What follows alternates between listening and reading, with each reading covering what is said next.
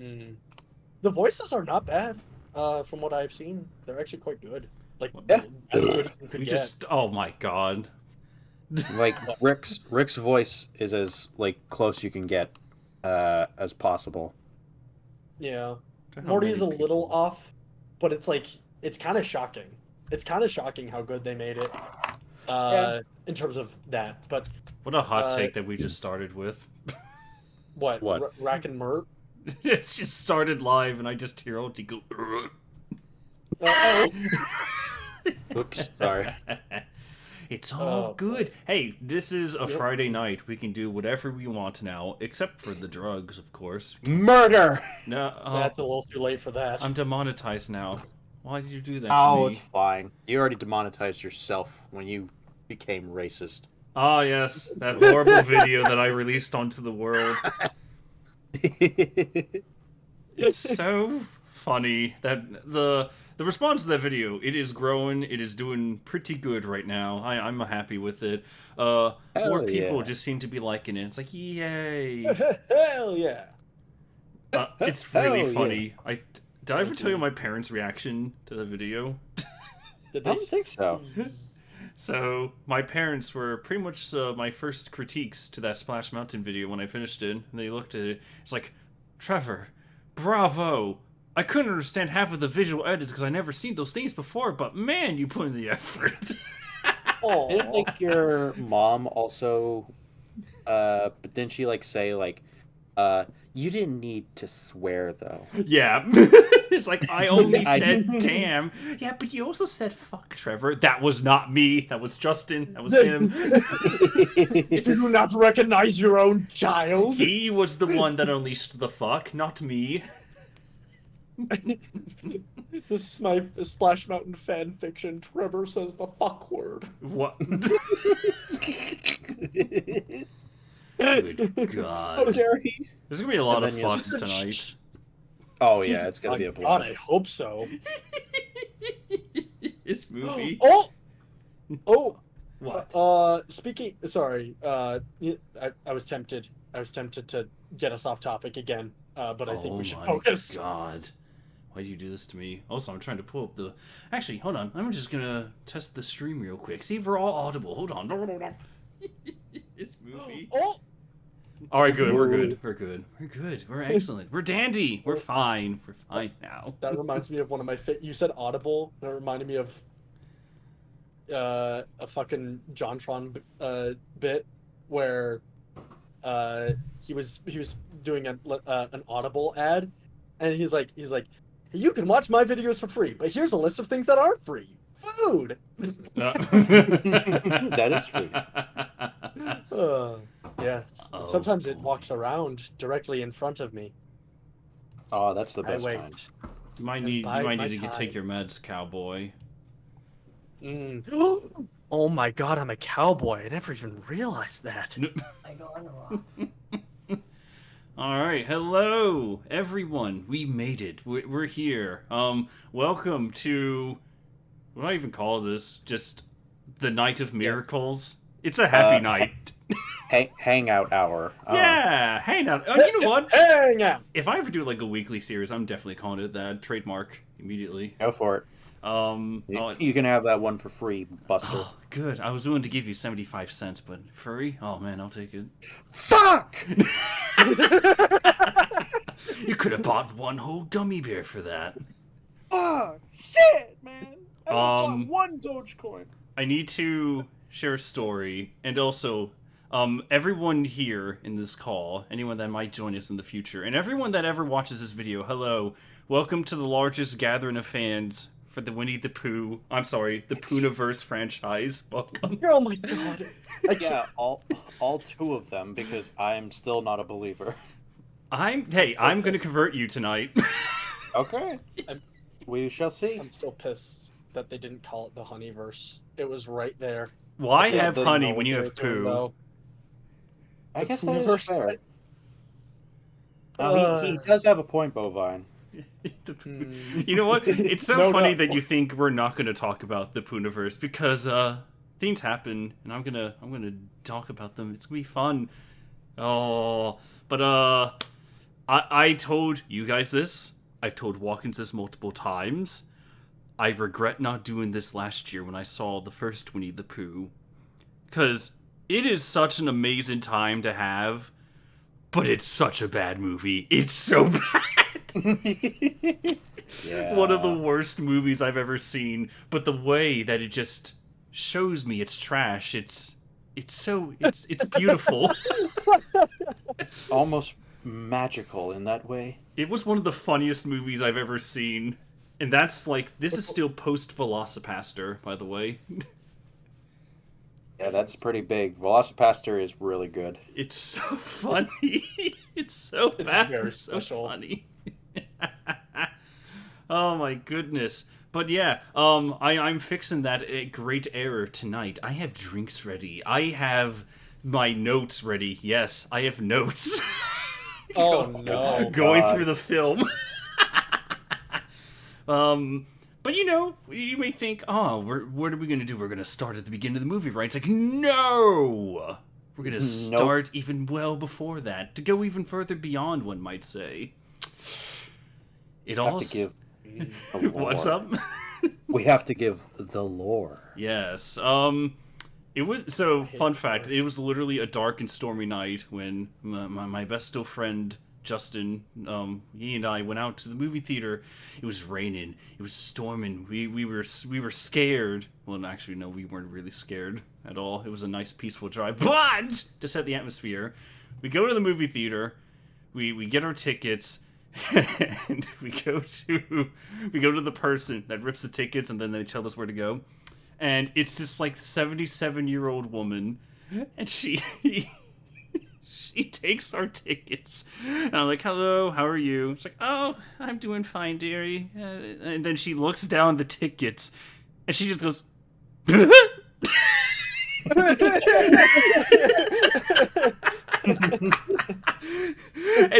the best part is that as soon as she laughed, she immediately tried to compose herself again. It was one of those like blink and you miss it laughs, like it's now theater 4 is the last one on your left. Oh my god. That's sweet. So that set it all in motion. Oh, but I should tell you the ticket fiasco, the dark ticket story. Uh-oh. So when we were going down, and we sat into the theater, I pulled up my phone. I was like, wait a sec. How many other people reserved tickets? Because you can tell how many people, just by just like, all right, there's 200 seats available. How many people bought tickets to this? How many reserved? 2 of those seats were me and Justin. No doubt about that. I bought those tickets the second I learned about this movie. I know, there was a third person. Another person decided to buy tickets. Like, all right, I just gotta keep an eye for a solo fan. That's all right. We're gonna have a good time tonight. No one else bought tickets. Yeah. But... Oh, okay. But that's Those a are great the experience, best. though. Oh, Yeah, so they are. no one reserved tickets, but you won't believe the crowd that came into the theater. You won't believe me anyway, because it wasn't really a crowd. It was like 7 other people. That was the whole theater. What you're telling me is the residents of the 100-acre wood came to your screen. Pretty much, yeah. Cool. We had like 2 frat boys, 2 other elderly women, sitting a couple rows ahead of us, and then Justin pointed to me. He's like, "Dude, do you remember them?" I was like, "What? Why would I?" I was like, "Dude, they sat in front of us last year when we saw the first movie." I was like, "What?" What? Oh my god! Oh my god, the other biggest fans of this franchise have appeared. Recurring characters. And then there were like 3 other people, and I shit you not, one had a cowboy hat on, and the other one was in like a suit. Oh my! Wow, they got dressed up. We had a diverse crowd of people in the theater tonight. It was funny. We were the first ones in the whole theater. We sat down dead center, and part of the reason why I wanted to get there early was like, hey, I like movie previews. I like seeing what's gonna come on before what's gonna happen. We didn't really get that. Not at all. Not at all. What happened was the screen was blank, and then a great big logo appeared. Fathom Events! And then in the bottom right corner, there was like a countdown, like a 10-minute timer. I was like, what? What is this? What is this monstrosity? Do they not have enough trailers now? It's not even the fact they didn't have any trailers. This was like, God. this was way before. This was like, you know how when you go into a movie theater before the showtime, you would see like little previews of like TV shows or behind the scenes or little games you could see, you could interact with. You know what I'm talking about? I was expecting that, but there was nothing. They did not. They didn't care. They're like, it's Winnie the Pooh button, honey. I'm not gonna put in the extra effort to press the button. How dare. But Bovan, what were you gasping about? Just the fact that, like, what if they legitimately did not have any trailers to show? That would have been really Actually, funny. it's really funny because they're. they're... Oh, don't worry, we're about to get into it. We're about to begin the journey. So, the countdown ends, and the movie it immediately starts. It's like, oh, geez, what are we doing? And in comes the director and the guy that played Christopher Robin. There they are. They're sitting next to each other. It's like, oh my god, what are you guys doing here? I thought you meant they came into your theater. No, oh god, no. Oh. They just appeared on screen. That would have been so cool, though. Now, I came up with ways of interacting with you two. You know, make sure you're part of the adventure. So yeah, our director, he's popped in, he's graced us with his presence on screen. And I want you all to guess the first thing he says. And there are 3 choices that I have on my document. We're gonna go left to right on Discord, so I'm gonna read out the 3 choices, and then Bovine, you'll take a guess, and then OT, you'll take a guess. All right? Okay. So, what was the first thing that was said or shown by the director? Was it A, a thank you to Akira Toriyama for inspiring us all to use our imagination? I know I just said that name wrong. Shut up. Akira Toriyama. Sorry, it's the drinks. You barely had any. Hey, I'm a lightweight. Fuck you. So yeah, did this all start with A, a thank you to Toriyama, B, a trailer for Bambi the Reckoning, or C, a trailer for the movie that wasn't on the Pooniverse announcement, Alice in Horrorland? So, Bovine, what do you think they opened with? Okay, so it's too coincidental that 2 of those are on topic with the actual movie. But you know this movie could throw a curveball. I'm guessing them. All right. OT, what's your guess? I feel like the Toriyama thing, it's too obvious. I feel like that's a bait. So I do think it has to be like an announcement of like a new horror movie in the Pooniverse. So you're gonna just for shits and giggles, I will go with the Alice in Horrorland one. Just for so we have like a competition, I guess. Damn it, I was hoping y'all would take the bait. Yeah, no, the Toriyama thing was full of shit. Knew it. It's too soon. Unfortunately, there was no Alice in Horrorland. Bovine is right. Oh, fuck! The reason I thought that is because that was the thing on the Pooniverse poster. I'm guessing that's going to be the next project. I don't even know, because the director and Christopher Robin, they just start talking. It was like, hey guys, we're going to spend the next 5 minutes, kind of like a D23 press conference, where we're going to tell you all about the movies that we're going to be releasing in the next year. It's like, what? Did they actually say that? Did they actually compare it to D23? No, but it felt like it. Oh my god. And Justin and I, we were squirming in our seats out of joy. It's like, oh my god, what? You can't spoil us like this. We haven't even started yet. I haven't had any of my blue icy yet. Fuck you, guy. Rice, whatever your first name is. How you pronounce it? Shut up. I'm not looking it up. But they make their announcements. And I'm gonna save the Bambi one for last. Okay. So they announced Pinocchio Unstrung. I was like, oh my god, here we go. What's that one? They didn't tell anything about the plot. They did, however, kind of have a fucking badass revelation. It's like, by the way, guys, you know that film series Chucky? Yeah, Yep. the OG creator of that, he's gonna make the Pinocchio puppet for us. I'm like, what? Whoa! Awesome! That's actually really cool. It's incredible. I was like, what the fuck? Oh man, that's really cool. And then we get hit with we then get hit with Peter Pan's Neverland Nightmare.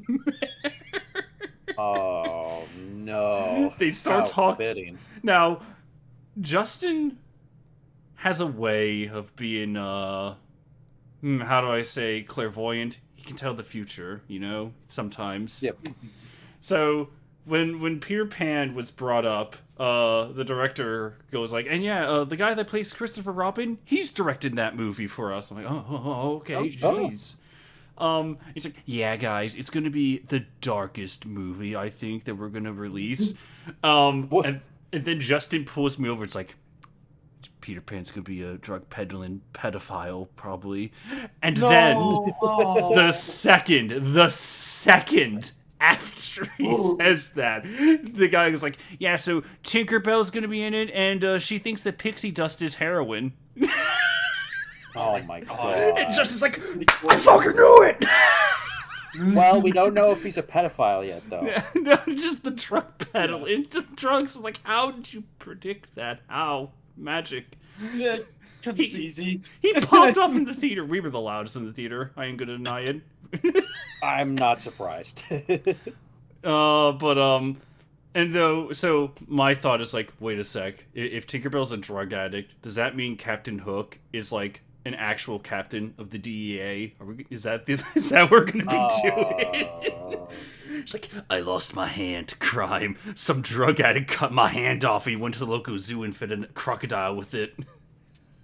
Yeah, that will probably happen. Please do that. I will write these for you if you want me to.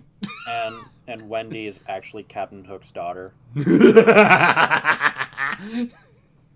Oh my god! But then, you know how cool that Pinocchio announcement is? The fact that they got Chucky's creator to be a part of it.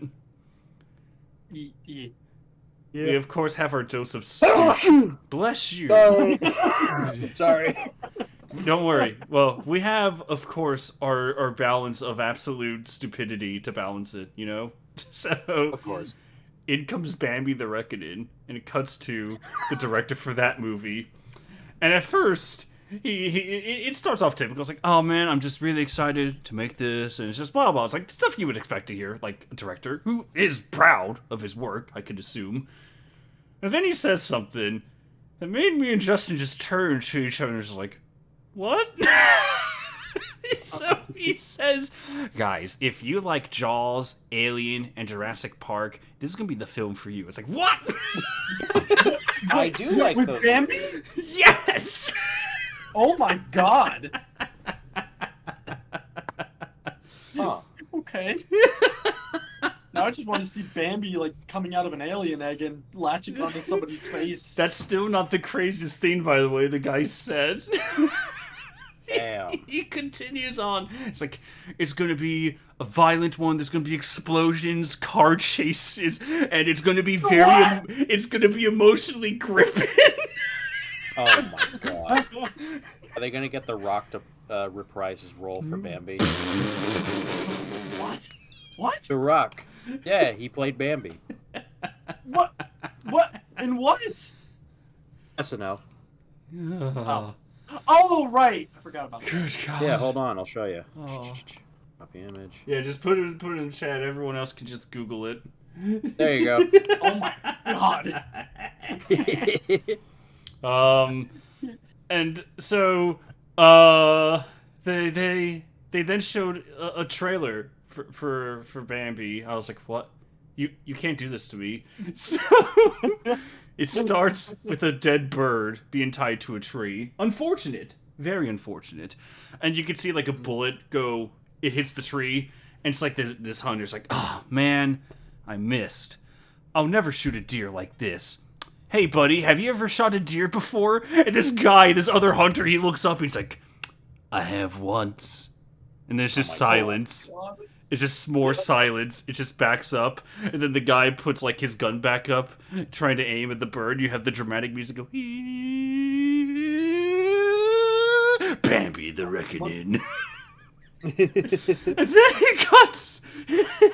Walk and saw this because the video doesn't exist anymore, but someone leaked the footage of what we saw in the theater, where you see a shot of Bambi. He's monster-sized, by the way. He's as big as a car. Whoa. So there's a car coming. Bambi with antlers charges the car, and it just like it just bumps into it, and it flips the car over, and it roars like a T-Rex, like Oh yeah! Now I want to see Bambi the Reckoning. it just roars like, and then it does the title again. It's like, why? So then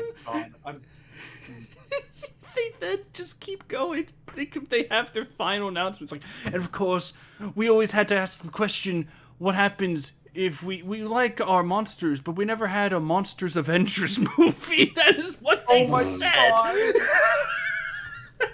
Oh, It's like that's it why did. It was called Mummy. It was awful.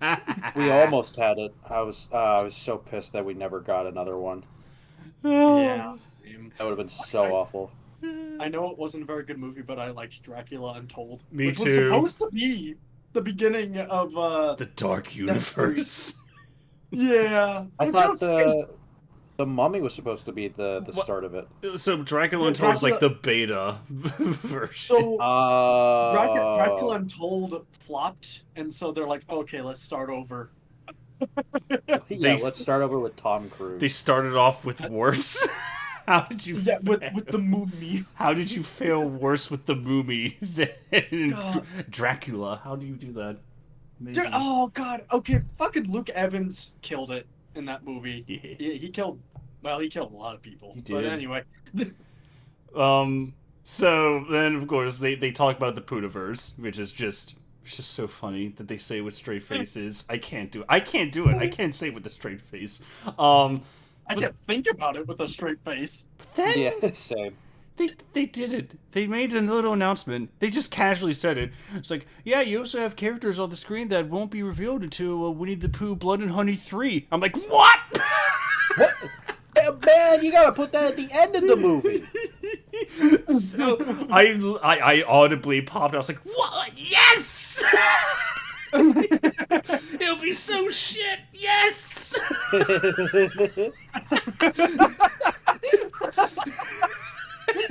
And everyone laughed. It's like, yeah, he's right.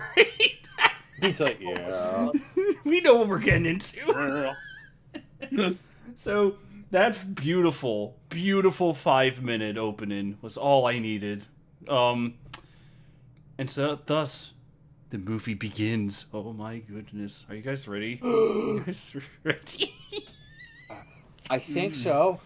Do you remember? So I had to check. I had to make sure I got my references right. I watched the first movie again to make sure I got my themes right.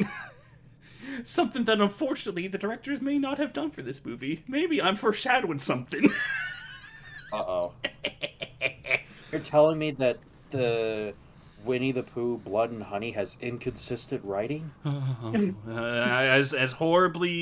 As horrible as that sounds, unfortunately, it has happened. There is a big occurrence, a big snafu, you could say, that happens later in the film.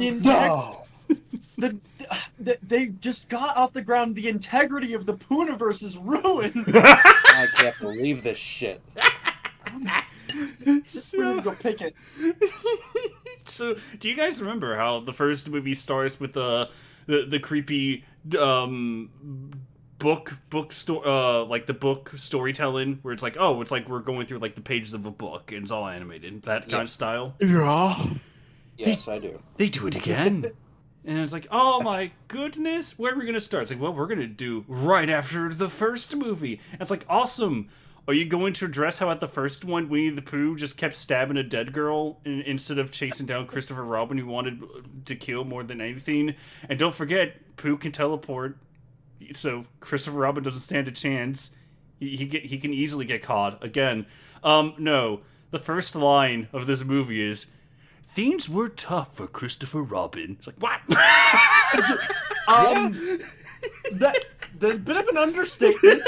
Like Eeyore's tale, like the end of or the beginning of Passion of the Christ. Yeah, I would call that tough. Yeah. It's like, Christopher had saw things that he could never believe. His friends had betrayed him, and basically we established that not only did he escape, but he does what we all predicted that he would do.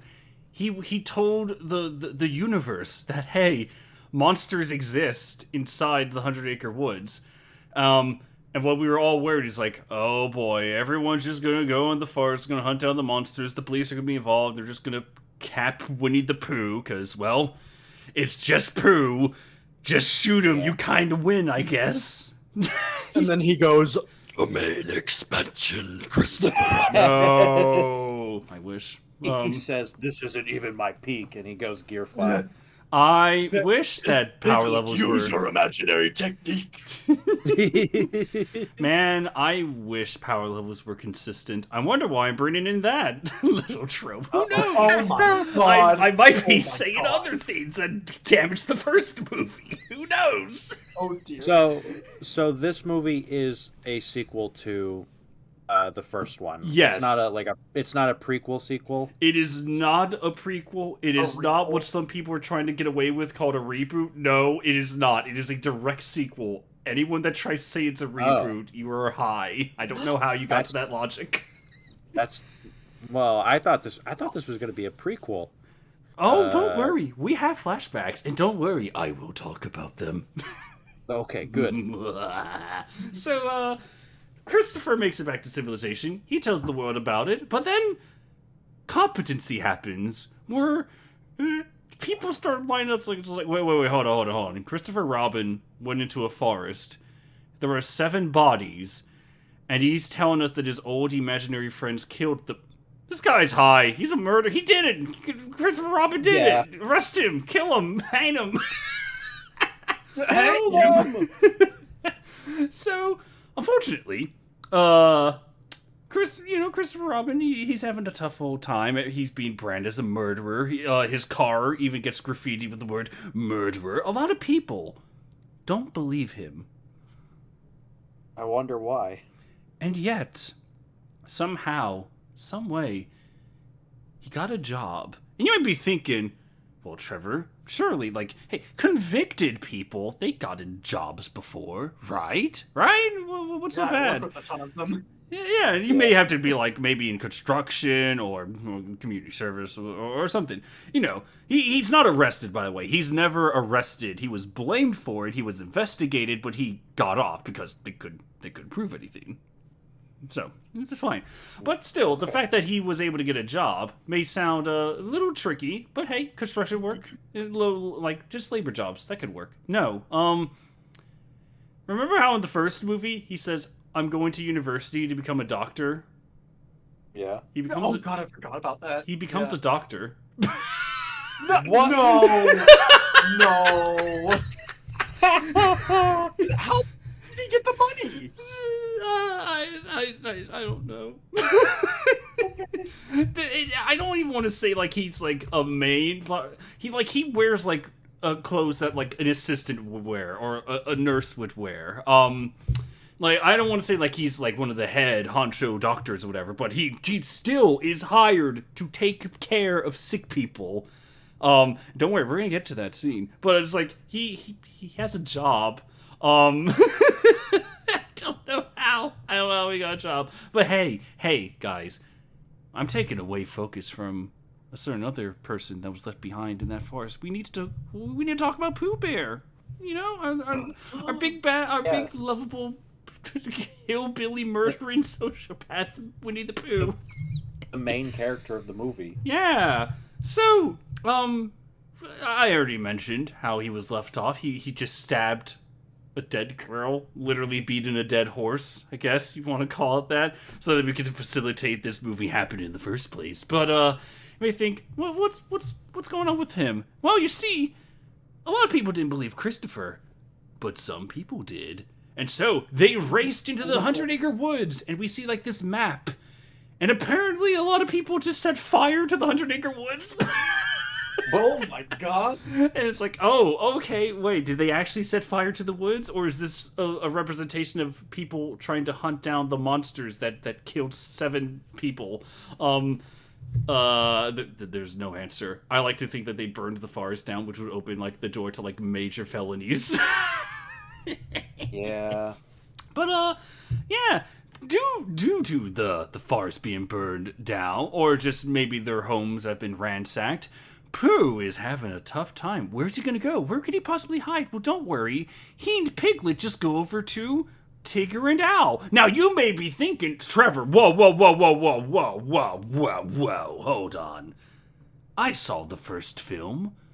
What do you mean, Piglet? Piglet was hammered to... He took 3 hammers to the face and he's dead. I saw that first movie. You can't get away with it. This is a false review. You're as authentic as your Splash Mountain review. Delete your channel and delete everything that you love. No. You're a big fat phony. Oh, I wish I could say that. I wish I could make it up, because unfortunately, the film literally just says, flat out, Pooh and Piglet decide to go visit their dear old friends, Tigger and Owl. Tigger and Owl. Owl and bigger. They just say that, and we see in the storybook art style, we just see Piglet just next to Pooh, like, how you died. Somehow Piglet returned. Actually, you know what? They still took more care in explaining how Piglet survived than Rise of Skywalker. A miracle, I know. Oh, hey, at least they have some integrity. Don't worry, we're gonna get there. So, but it's just the fact that this has so many questions. Like, wait, Tigger and Owl they were on their own. Where were they?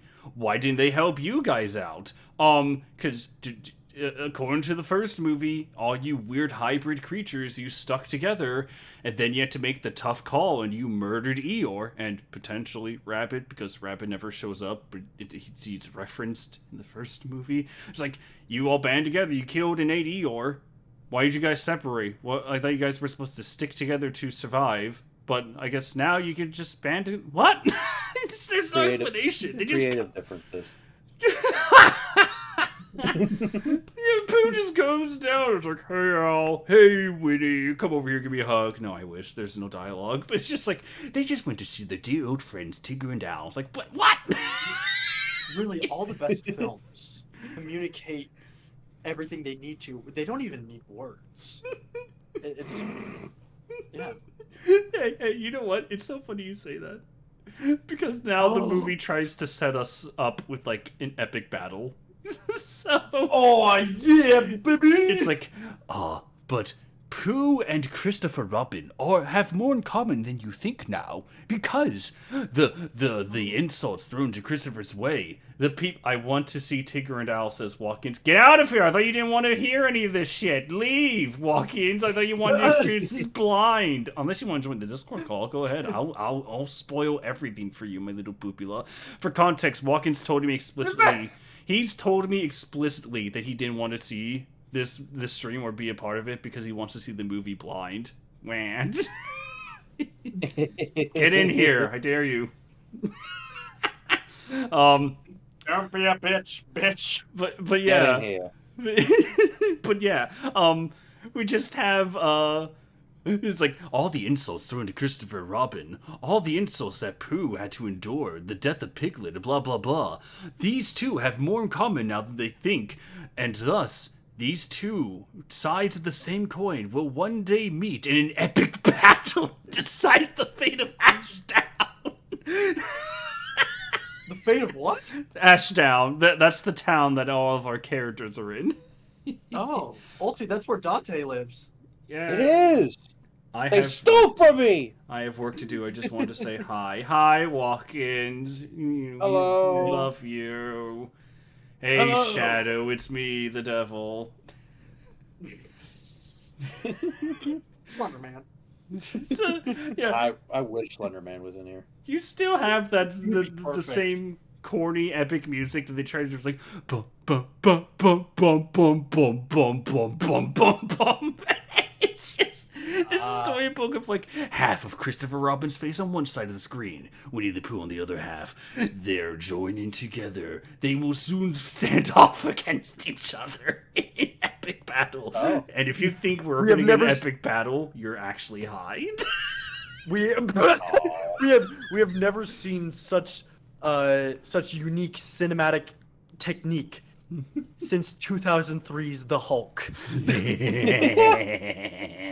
So, our great film, we got the intro out of the way. It's time for the movie to begin. And we begin with a lovely RV camped in the middle of the woods, which immediately strikes a few questions to me. It's like, wait a second.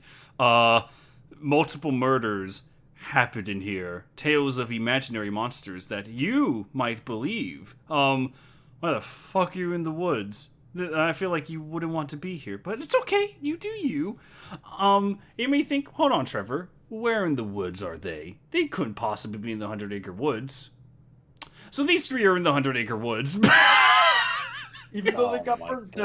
down. They just that's these three girls and they have a Ouija board and they're just in their RV going like, spirits of the 100-acre wood, communicate with us. Oh. It's like, what? Like, hello, we're here. Yeah. We're right behind you, actually. It makes me wonder. It's like, wait, no, hold on, what? Why would you be Oh, here? Mr. Pooh, this is Bushire. This is a very dangerous place. I'm surprised you guys want to be here, but humans in this universe are idiots, so I'm not too shocked. Yeah. So we have, of course, the how do I put this? The indication of how all of our jump scares are going to be. It starts off with going like, spirits of the 100-acre wood. If you can hear us, let us know you are here by moving the letter to Y, E, and an S. Nothing happens. Of course, nothing happens. And then the second of the three girls decide to go like, spirits of the 100-acre woods, if you're listening, give us a sign that you're here. There's like silence for a few seconds, and then the loud boom! And then the RV is tackled. It's like, oh my god, they're so dead! And then you hear a voice outside of the RV, and it's like, you shouldn't be here. Oh my god. Oh no, is that Yes. the Pooh Man? Oh no. So, Winnie the Pooh, he's here. He's tipping the RV over. Like he spends like a good solid minute trying to tip this RV on side. At least, Oh yeah, go on, Ulti.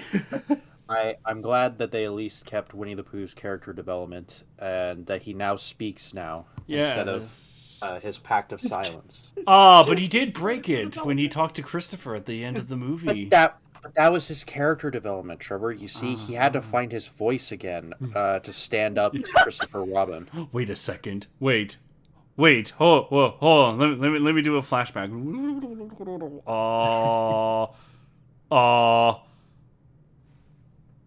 Oh my god.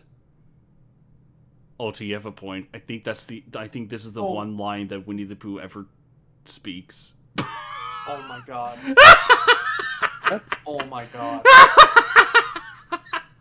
I'm pretty Wait, sure. really? In In the entire movie? I'm pretty sure. We'll go. There's another example, but it's not Winnie the Pooh. But we'll get there. We'll get there. But yeah. I'm sorry. I actually skipped over something. The RV gets tackled. It's in the process of being tipped over. But when it settles at first, a metal pipe comes in and it just stabs one of the girls, and all of them are freaking out. It's like, oh my god! Ah! So, What are you doing, punk? we need to get out.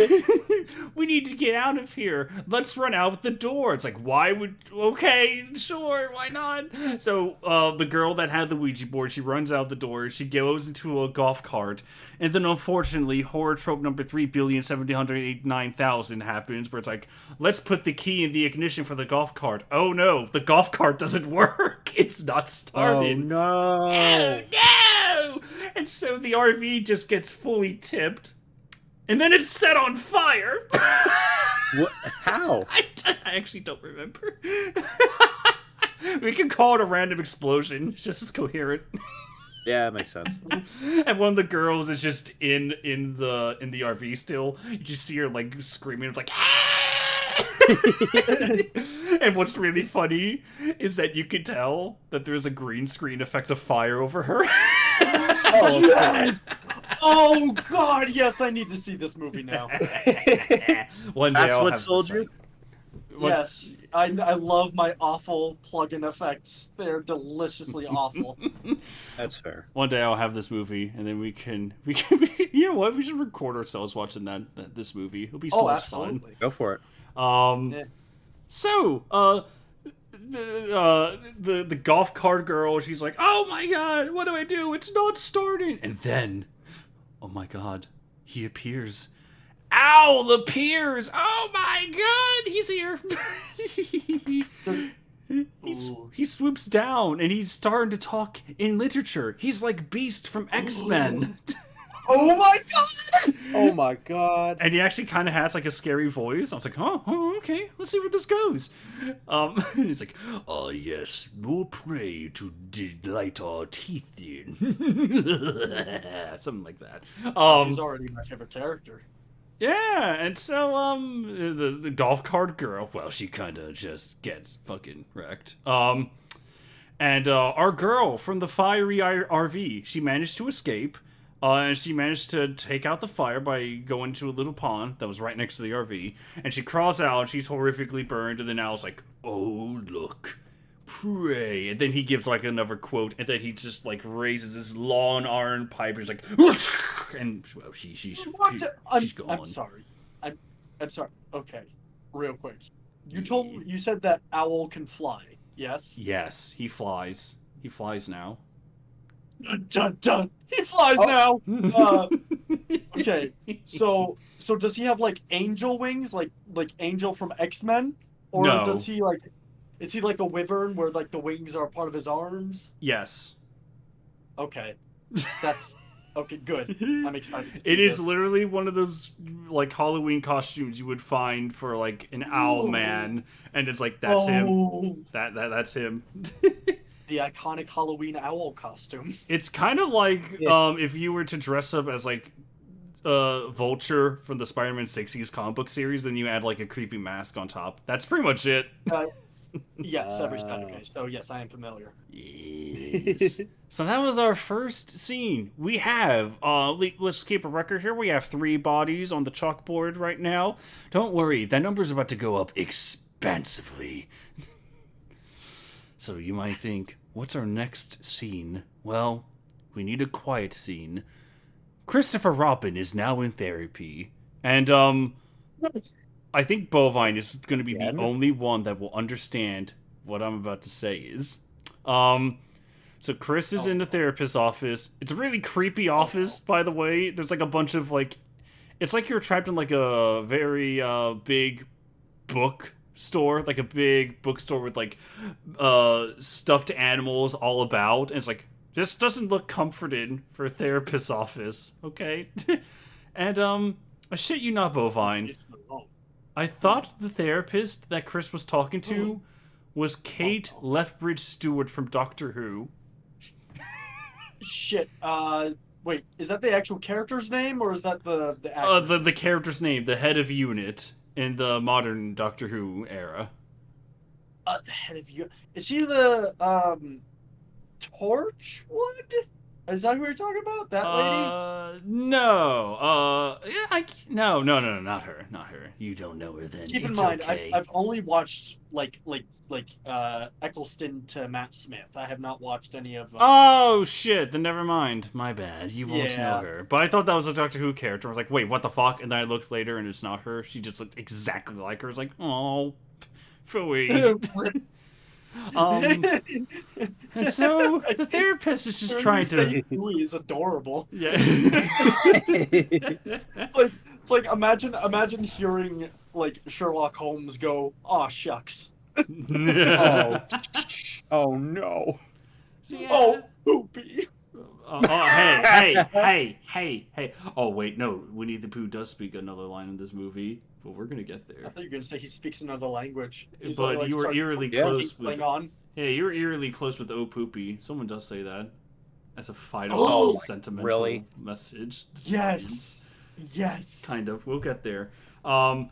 So the therapist is like, it's okay, Chris. We're going, one day at a time, one session at a time. We're just taking things slow. And then she says a line where it's kind of like Disney's Wish, where it's like, I know this was a writer that wrote this and not a character that says it. You have the therapist Yes. just goes like, Chris, I need you to think back. Allow your unconscious thoughts to be unconscious. And I'm just like, what? Oh my god. Oh. Sounds like they were using ChatGPT to write their script. Everyone, all fucking 9 of the people in the theater could hear me going like, what? And then the old ladies in front was like, "That's bad writing!" Dude, I could hear them cackling at both me and Justin's antics and the movie's antics. We were all having a fun time. Oh, that's awesome.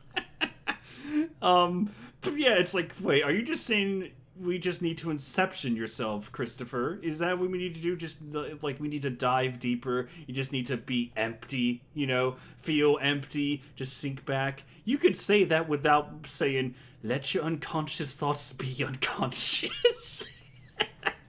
Just took me out. I was Makes like, sense to me. So then, Christopher leaves the therapist's office, and we have our full view of Ashdown, our lovely little town. Now I have a confession. I saw a big old church in the dead center of the shot of this big camera pan of the whole town. I was like, that church, that is our final battle, right? No, I'm sorry, but no. I was desperately hoping for Cathedral Showdown with Winnie the Pooh. We were hoping Jesus was gonna show up. Oh my god. He's like, this is an abomination.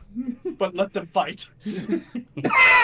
Hey, Jesus just appears like, hey man, that ain't cool. Hey, stop that. Stop. Ego Raptors Jesus. No, it's Hellbender's Jesus. Oh. What? All Jesuses are Jesus. Oh, right. Let's just go with Oh, that. Mick. You're right. Thanks, Jumper. Jesus. So then we get introduced to 2 new characters. Oh my fucking god! You can't do this to me, movie. Oh my god. We have our first character, and her name is Lexi. You might be asking, who's Lexi? Like, oh, don't worry. She's Christopher Robin's super close childhood friend. I was like, wait, are you making a new love interest because you had to kill off the first love interest in the first 5 minutes of the first movie to keep my interest? Is that what we're doing? It's like, yep, that's pretty much what we're doing. And Lexi here is the type of character to be like, oh, Chris, even if no one believes you, even me, I'll always be by your side. I'm sorry. How you said it is so funny. Just, oh, Chris. It's Oh, Chris. I could do it better. I could treat every character that says Chris like Albert Wesker. sounds like how how Oni describes like whenever he like does an Irish accent, like, good morning, Chris. Oh, Chris. How are you today? 7 minutes is all I can spare for you, Chris. Christopher Robin, there's a chicken in your tummy. Is there really? So, yeah, Lexi. She's I'm pretty sure that we threw in the line about her being a childhood friend to make people forget that Chris had had another love interest in the first movie. Well, that kind of came well, out. to be fair, like his love interest died like within the first 10 minutes. Yeah. So it's like It's just kind of funny that the childhood friend did become the love interest, and it was just someone else. It's just funny to me. That's all. Yeah, of course. Yeah. And then we have another character who I didn't remember his name until I looked it up. I called him Fresh Meat in my notes, but he has a name, and his name is Finn. Friend from Star Wars? No. Oh. John Boyega has too much class to be in this dignified franchise. That is true. But you may be asking, why read did read the script, and he's like, you ruined their characters. Their arcs were clearly going in a direction. You ruined it. I was going to be force sensitive in the horror franchise. Yeah. But, yeah, you may be wondering, why would I call Finn Fresh Meat in my notes? I wonder why. And you may be asking, it's like, wait a sec, how come you gave, like, you summarized Lexi, but you didn't summarize Finn, another childhood friend? Is this guy here just to die? And it's like, no.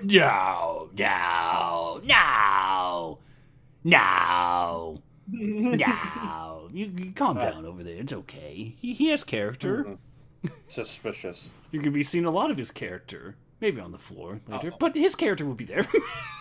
It's going to be there, and there, and there. So then we get like so far, we've had some misses, but hey, so far we're fine. We're in fine territory. The movie is fine. Okay.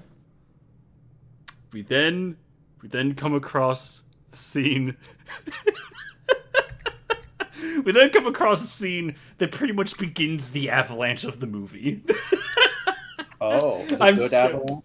No, but when is there a good avalanche? Don't say Final Fantasy VII. Thinking it. So, remember when I mentioned how there were like people that took Christopher Robin's side and they were going to hunt down the monsters? Yep. So, Yeah. Three of them, they have a little triad. In fact, yeah, let's call them the Hunters Triad. They're all gonna go. They're marching in the forest. And they're like, we're gonna find those motherfuckers. We're gonna shoot them. We're gonna kill them. We gotta do it. I'm not gonna let my baby go die to some horrible monster. And and they are equipped with the best tools a man could have to hunt down monsters. Fucking like 1800s guns. Monsters. Yes. That makes sense. Yeah, they have like 1800s guns. They have just like big old shotguns, and that's it. That's all they have. It's like, oh, okay, Trevor. Surely they have like other tools, right? Like food or fucking car keys. So meanwhile, in the Hundred Acre Woods, we have another monster scene. Another monster scene. Pooh is on screen again. Everyone rejoice. Yahoo! He's here. Yes!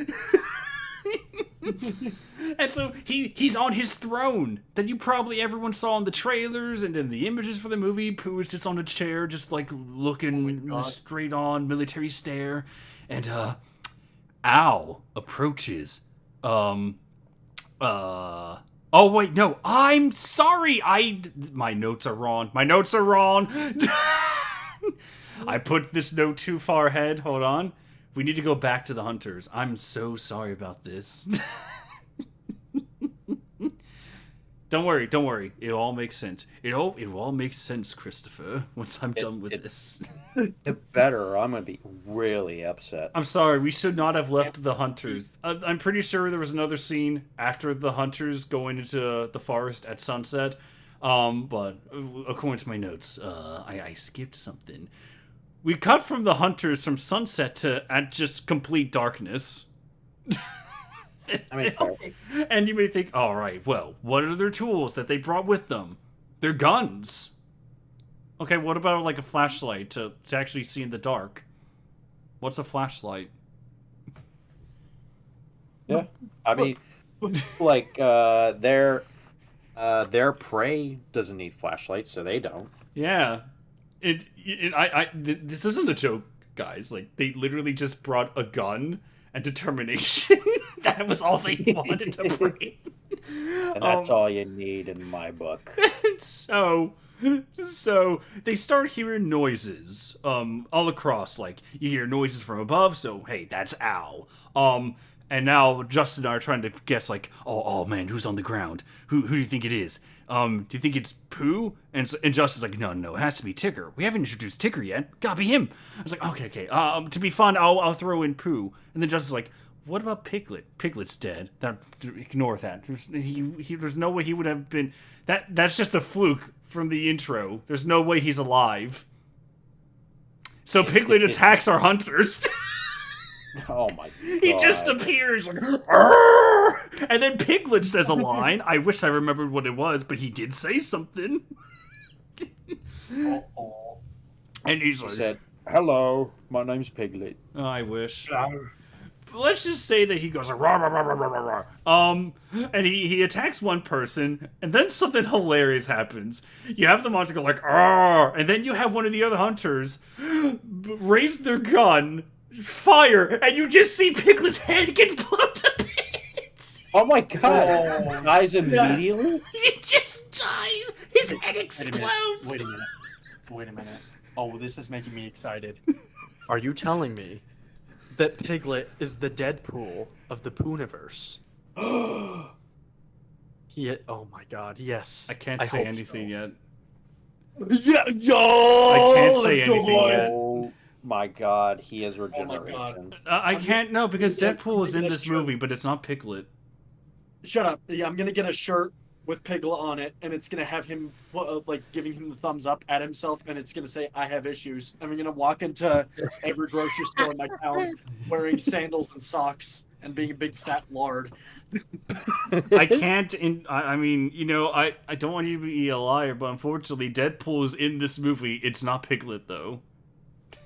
Oh. But don't worry, I'll explain Piglet later. Because the movie does that too. They just wait to play that card. But yeah, Piglet gets his head blown off. He just falls to the ground. And then Pooh and Al, they attack our hunters. There were 3 of them. 2 of them were... they got fucking wrecked. But another one... how do I put this? He gets his head horribly demolished. Like... We're talking like Gus Fring in Breaking Bad, where like half of his flesh on his face is missing. Just a big old bloody skull. He's dead, right? You don't survive that, right? And then he's like, "I need to go to the bathroom. I need to touch myself." Yeah. You're like, well, wait, hold on. The whole point, like, the hybrids, they eat humans because that's how they live. That's part of their thing. There's no way that they would have just left a corpse behind. Pooh is super strong, as we know for a fact. He would not have forgotten just to carry a fresh corpse with him, right? No. No. The guy gets up, and he just starts running with this horribly disfigured, bloody face. I was like, what? How? No. And even Justin was like, no, that's not how that works. This is a man that likes Eternals, by the way. A man that defended the Eternals movie for Marvel. Wait, who? Justin. Really? Yeah. Of all people, Justin defended Eternals. Yeah, he did. And I know why. And I don't blame him. It's the visuals, and he loves like far out extraterrestrial. He loves like angelic or eldritch space beings. He's into that shit. So the celestial kind of has a hard on for it. He ignored a lot of the other things that were in the movie, but it's like, but my space gods. Like, all right, fine, do you? I raised my eyebrow at him and go. Yeah.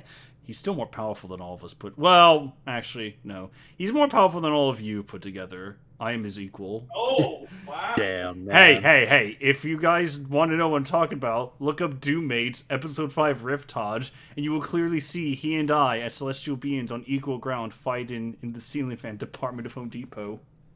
That's fair. We can never compare to that. Exactly. We cause a supernova.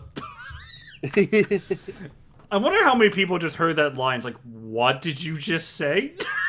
They immediately clicked off. They're like, I don't know what the fuck's going on anymore. I thought they were talking about like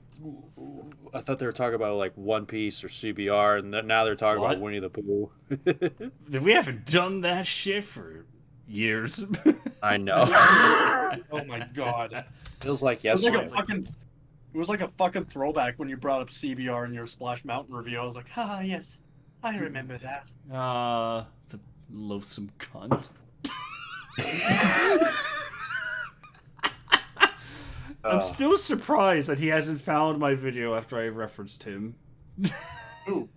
Anthony. Anthony Yeah. from CBR. I'm surprised. He probably doesn't care. Who knows? Maybe he has, and he just hasn't commented on it. Or he made an account called Joshua.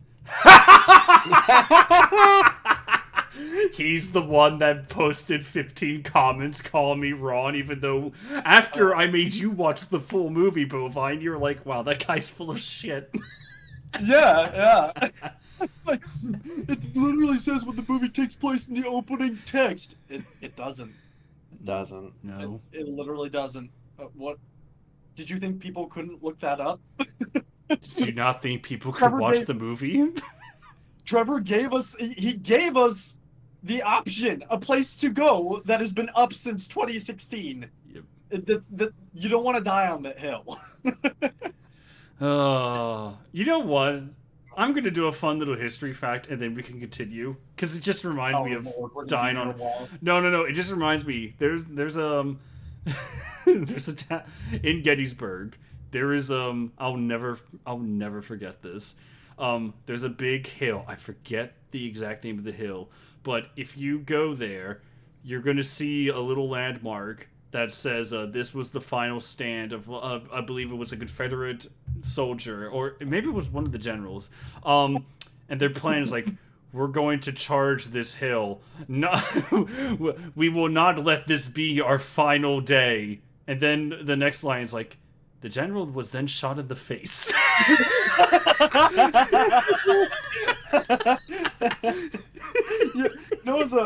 That reminds me of something I heard that was really funny. And I remember being taught this when I was a kid, that General Lee was like considered to be like the greatest general or whatever.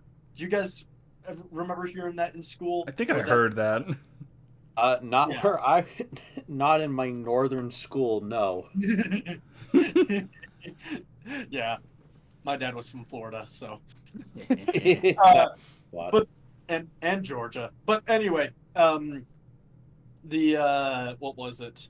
I remember reading that, and I just believed that for years. And then I heard somebody say recently, they're like, yeah. So a lot of people say that, but they kind of overlook the fact that he lost the war. Yeah. to call him the greatest general, okay, sure.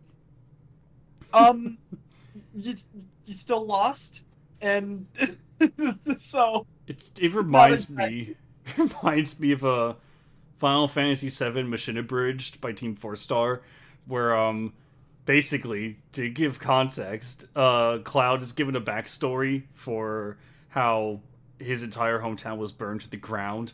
And in the flashback, you have a character, it's like, oh, that loathsome Sephiroth did this. Don't worry, I, Master Zangan, will stop him. Master Zangan died immediately.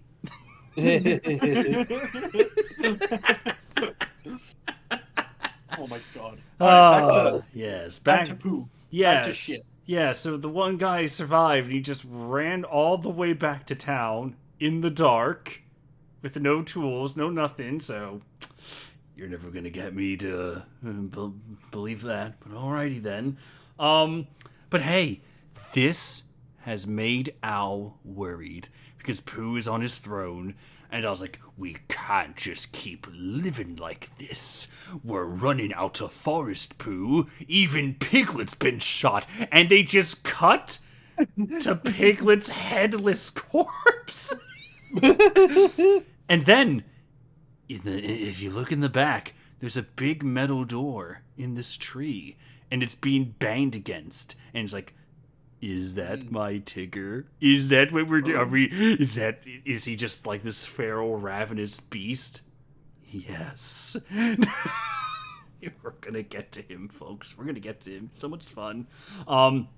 But Al's like, we need to go to that town. If we strike first, we'll have all the food we want, and most importantly, we could find Christopher Robin. Dun, dun, dun. That's not the end. That's not the end, is it? For the end of that scene, yes. Okay.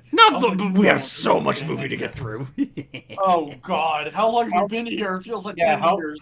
How far in the movie are we at this point? Don't worry, I think we're almost halfway through. Don't worry. Oh, thank fuck. Well, okay. They're like 15 minutes. Actually, technically, we are correct. 15 to 20 minutes in. But guys, believe me, there's a scene. There's a scene that just goes on for 20 minutes, and I'm just willing to say horrible shit happens in there. That's all I will have to say about it. Don't worry, there's a saving grace. So, the next day, Christopher is in the hospital, and he's doing his fucking job. Somehow he was hired. I don't understand. After all that shit, someone gave him a job at a hospital, but okay. But what's really funny, he gives the kid a shot, and then I'm gonna guess like the head of the whole hospital comes in. It's like, Chris, can I see you for a second? I'm sorry, but we gotta let you go. Just all these accusations and such. And I'm just sitting there like, yeah, those accusations are only hitting you now? Suspicious. And it's like, but sir, I didn't do it. And it's like, I know you didn't do it, Chris, but the heads of this whole thing, they don't care. They just want you gone. They want to protect their name. It's like, yes, they wanted to protect their name by hiring you in the first place. What? Yeah, you would know that, but like, never mind. Why am I questioning? Don't worry, because something far more important happens. Uh-oh. Old Man Jenkins, the creepy janitor, is down the hall, and he's looking a little suspicious. You may be asking, who's Old Man Jenkins? It's Owl. I wish. That would have been so funny. But it's just this creepy janitor that just, like, he hunches out, and he just goes down the hall, and Chris is like, I wonder who that is. It's like, oh, he's the janitor. Okay. But all right, it's okay. Poggers. So... there's a scene that I'm now going to try to remember correctly. Chris goes into a therapy. Yeah, no, I am correct. Chris goes into another therapy session. He just lost his job, so he might need some therapy. That's fine. And he gets a flashback as a child. You're like, oh my god, what do we do in film? Now tell me, guys, are you a fan of Five Nights at Freddy's the movie? Oh, am I? Yeah. So, stop me. Well, don't stop me, but let's see if this sounds familiar. 5 kids go running off into a forest, and one of them is abducted by a van. Oh my god. Okay. So yeah, that's exactly what happened. Turns out Christopher Robin, he had a brother. I don't remember his name. Oh my god. And so at this party, they were all playing hide and seek. Christopher goes into the 100-acre woods because his friends went there. What? He's named Christopher Robin. His brother is Christopher Bobbin. You know what? You know fucking what? I'm gonna call him Bobbin from now on. There we go. Yay! Does he not have a name? I'm sure he does. I just don't remember it. He does the Splash Mountain rap dance with the Pooh and the gang. He goes zip zip zip zip zip zip. I could hurt you both. It makes it's like the it's like a SCP escape, and they like make their people's heads explode, and when they do the zips, it makes people die. No. We know that's not true. Zip. We know that's not true after all the times I edited that shit and listened to it over and over again. I'm surprised my head's still intact. Well, that's because you're an omniscient being of rage. That's different. Yes.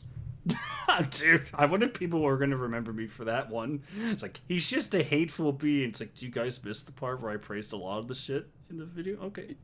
Yeah. I fucking defended Song of the South. I never thought I would have that position. That's funny.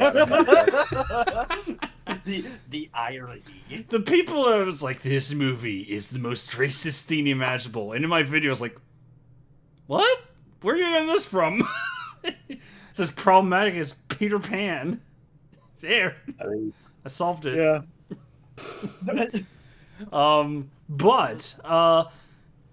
During this therapy session, you know, Chris remembers that his twin brother Bobbin was in the middle of the woods. It's like, I found you, but then it turns out that Bobbin got into a van, and then Chris looks at the front seat and he sees a face. It's all blurry, and the van drives off.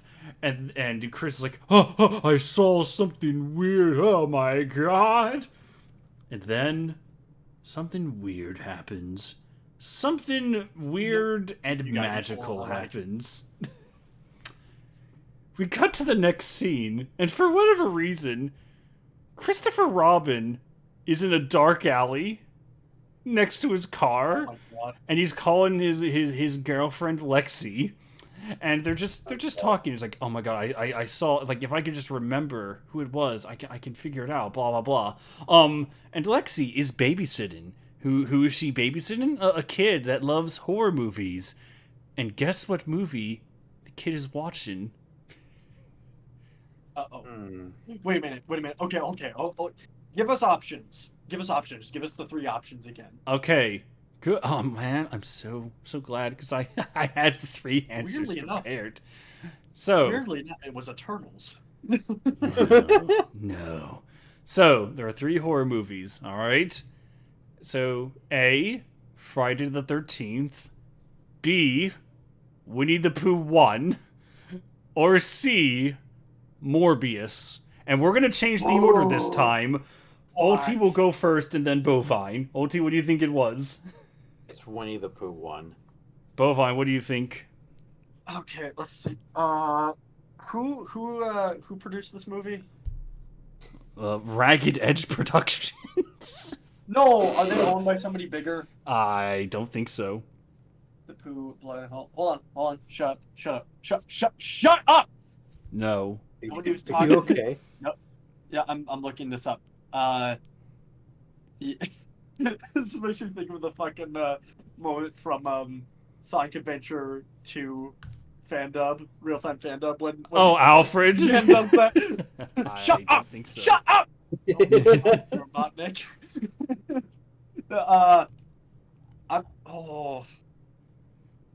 You know what? Yeah, I'm gonna have to go Pooh 1. Number 1. You're Number both correct and incorrect. What? So they play. So it turns out that the TV that the kid is watching, it is the events of Winnie the Pooh 1. They are entirely disjointed because they show the car scene, and then they show the pool scene, and then it shows the ending. In the matter of like 20 seconds. So that was really funny. Wait, how are they watching it if because someone made a documentary series about it, and the footage they're using is the first movie. It's so funny. Oh my god. So what you're telling me is it's the Snake Eater of no, not Snake Eater, Twin Snakes. It's the Twin Snakes remake of the Poohniverse. You know what? Perhaps. But you are both still incorrect, and I'm surprised none of you picked Morbius. Because that's why I asked. No, for you see, there's an edit. What? So Lexi is the boy runs off, and he's gonna try to scare Lexi, and Lexi chases after him. the camera stays on the TV, and Winnie the Pooh is just standing there. He's surrounded by blue lightning, and he says, and I quote, "It's Poohin' time." No fucking way! He does not say that. He does He not. does! He does! I do not This believe is- you. This He is 10 does! times better than the original movie. Yeah. He does! He says it! I don't. I can't remember I a don't time where believe I believe him. That's too ridiculous for somebody to have come up with. Like just making stuff up. Bovine, I swear on the credibility of my Song of the South Splash Mountain video, I'm telling you the truth, and you know that it's true because you helped you helped with it. Yeah, Oh, it's like God. what does he gain from lying to us about something that magical? Yeah. Oh boy! It's like This moment was so out of nowhere. I didn't even catch it at first. Like I heard, my ears heard it's Poohin' time. My brain didn't process Your it. Yeah, my brain didn't process it. Oh jeez, Batman, I couldn't get the joke. But then Justin turns over to me. He's like, "Dude, it's Poohin' time." And then my brain finally comes like, "Wait, he said it's Poohin' time," and I burst out laughing, and I believe the sound I made was. you made the same laugh that we all just did. Yep. And everyone just started laughing after I did. It was magical. It was just it's Poohin' time. It's Poohin' time. I don't think I ever once laughed during the original movie. Like, We're so mad. You were like the maddest I've ever seen you. anyone watching this, I legitimately hate the first Winnie the Pooh Blood and Honey movie. Shame. I despise every fiber of it. But I am actually kind of a little excited to see the second one because it does sound like improved, like quite a bit, which I feel like. Because, like, the first one is just unwatchable. This one sounds like an actual watchable, fun movie to me, rather than the miserable experience I had watching Winnie the Pooh Blood and Honey. top five sequels that are better than the original. Alien, Unironically, Terminator 2, Empire Strikes Back, Pooh Blood and Honey 2. Watkins commented, "Old T just doesn't like fun." I'm surprised he's here. why are you still here? I thought you were spoiling yourself. He said he's questioned you going unwatchable. God damn it, he might have heard the Poohin' time then. No. I wanted that to be a surprise. Wait, how did he hear it? How did he hear it if he hasn't hopped in? Because I'm live, remember? Oh, well, Oh, speaking right. of the devil, it's right there. Fuck off. Oh my No, God. no, Titan. no. What? No. No. How unwatchable? Unwatchable? What? Yes, Unwatchable? God. How unwatchable. dare you? How dare you say it's unwatchable, good sir? How dare you? I guess it's technically not unwatchable. I did watch it, but I hated every moment of it. How can you say it's I unwatchable when you Heard watched it? that? I just wanted to stop by. Trevor, and say I literally hi, just but said that. no. I know. I just wanted to hammer it in. What did I you just say? wanted to come by and say hi and see how y'all were doing. And no, I had to sit there and hear, Oh my I'm God. Dalty and I don't like fun. Wait, I need to ask. Watkins, did you hear what I mentioned, right, that led to that moment? Did you hear the line of dialogue? Pooh in time. Oh, no! Oh, I'm so... I left that theater thinking, like, Watkins is going to die of laughter. Bovine will crack. Ulti will crack. Edens will fucking laugh. I'm going to enjoy making them see this.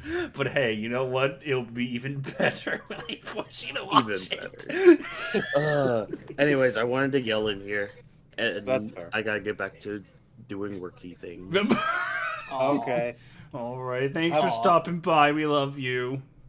No Have fun. more spoilers now. Okay, good. Bye-bye.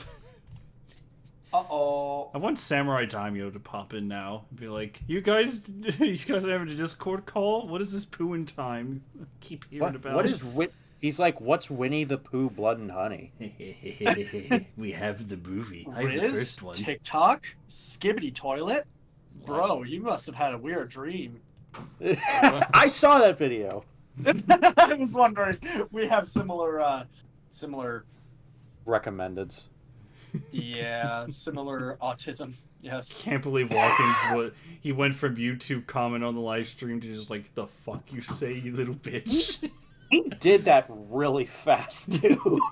That was insane. Work my ass. He's playing Final Fantasy VII. I guarantee it. It did sound like he was somewhere else though. I thought I could hear other people talking. No, it's probably the game. He's in his little cubicle and he hears me shitting on Winnie the Pooh, Blood and Honey, and he appears, "What the fuck did you just say, you little shit?" Okay. This is just adorable. What? Becky sent me a picture of my little girl just sleeping face down on the couch. Meaning she's so used to my antics that fucking crazy Pooh in time over here doesn't get her up. Perfect. I'm not surprised. She's just as strong as you. Oh yeah, probably. Where was I in mine? Time. Yes. Yeah, I wish the movie ended after Pooh in Time, but unfortunately it keeps going.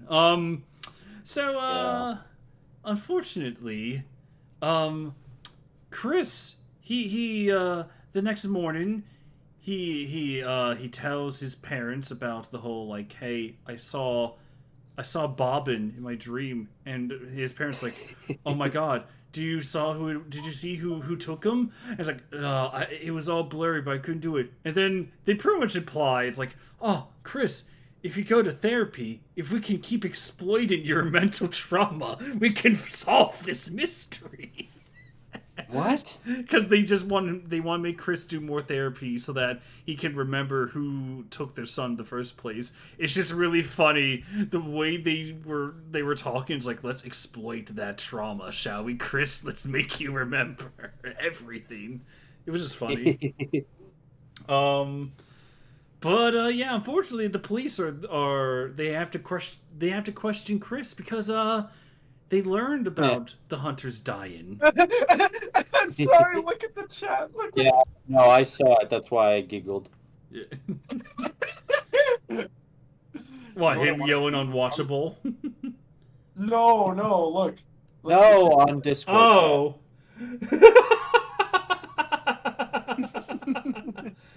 Okay. Poor audience. They don't even know what we're talking about. Oh my god. You Well, know what that some reminds- things are just for us. Oh, that's not I fair.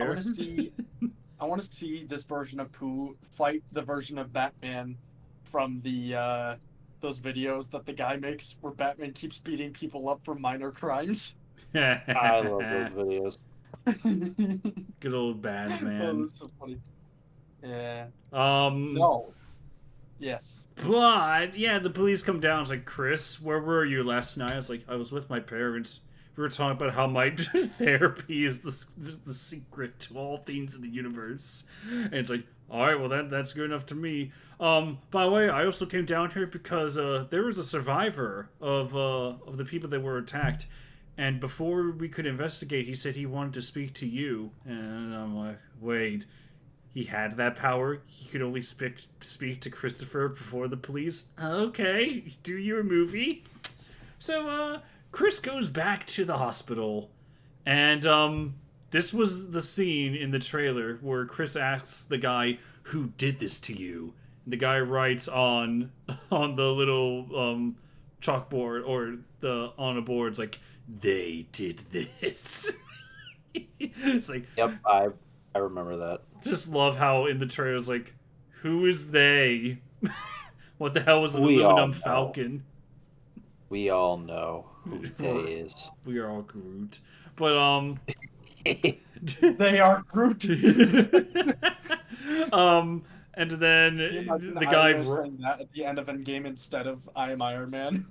we are Groot. I am inevitable, and they are Groot. What? What the fuck? And then the guy writes like, you were right. And then you may think, why does Trevor keep going with the scene? Because then something actually insane happens. We see that this guy, his entire face is wrapped in bandages for good reason, because we know that his half his face is missing. So for whatever reason, the guy decides to remove the bandages in front of Christopher. It's like, why are you doing this? Why? Are you just trying to show us some gore, movie? You don't have to. I believe you. I saw it happen. And the guy, when he removes the final bandage, it unironically looks like Deadpool from X-Men Origins Wolverine. With the whole mouth stitched shut and everything. It looks like him. So, that's where that ends. The guy just looks at him with his stitched up face, and it's like, what are you trying to achieve? But oh my goodness! Old Man Jenkins appears in front of the window, and he's looking inside the room. It's like, oh my god, it's you, old man. But then, suddenly, a predictable twist emerges from the plot. Chris looks at the janitor, and he's like, you're the guy that took Bobbin! It was you, Old Man Jenkins! I cannot believe this. Who knew the suspicious janitor was the criminal the whole time? Oh my god! So, remember that avalanche I mentioned before? Yeah. It's been cascading for a while. We're about to hit fucking civilization with this one. Uh-oh. So, Yeah. so, Chris does not alert anyone. He does not alert his therapist. He does not alert the police. He doesn't alert his parents. He follows Old Man Jenkins all the way home. All the way to his home. And, meanwhile, there's another scene where we have a reveal. Who's our one beast that we didn't have a reveal for? Is it finally time? It's time for Tigger to make his debut. Oh my Yes! So, our cops, due to an investigation for the hunter, they actually find Pooh's lair. They did it. They found the sacred tree. They're going in. They notice the metal door, and they're just looking around. It's like, oh man, what even is this place? And then one of the cops says, come on, man, let's bounce. And then you hear in the background, that's my line. And then Freddy Krueger claws goes through the cops like, ah! Oh my god. And all the cops get murdified immediately. Oh. They do something really funny too, and I want to say it's either sped up footage or it's CGI, where you can see two hands emerge from the tree and it's grasping onto the wood, but then it's just immediately pulled back by Tigger. It just looks so fast. It's like, was that fake? it just looked fake. But now we have our Mr. Jenkins scene. It continues. Chris tracks him down, and Old Man Jenkins is listening to a police scanner. It's like he's trying to find the monsters. And I didn't mention this, but it turns out that there were other scenes. There were just random cutaways where Old Man Jenkins was listening to a police scanner. That's all. That's all he was doing. And it's like, it's time we got some answers, old man. The avalanche has reached civilization. Lives are about to be demolished with this. Here we fucking go. Is everyone ready? It's time for the origin of Winnie the Pooh. What? It's time. It's time. Oh my.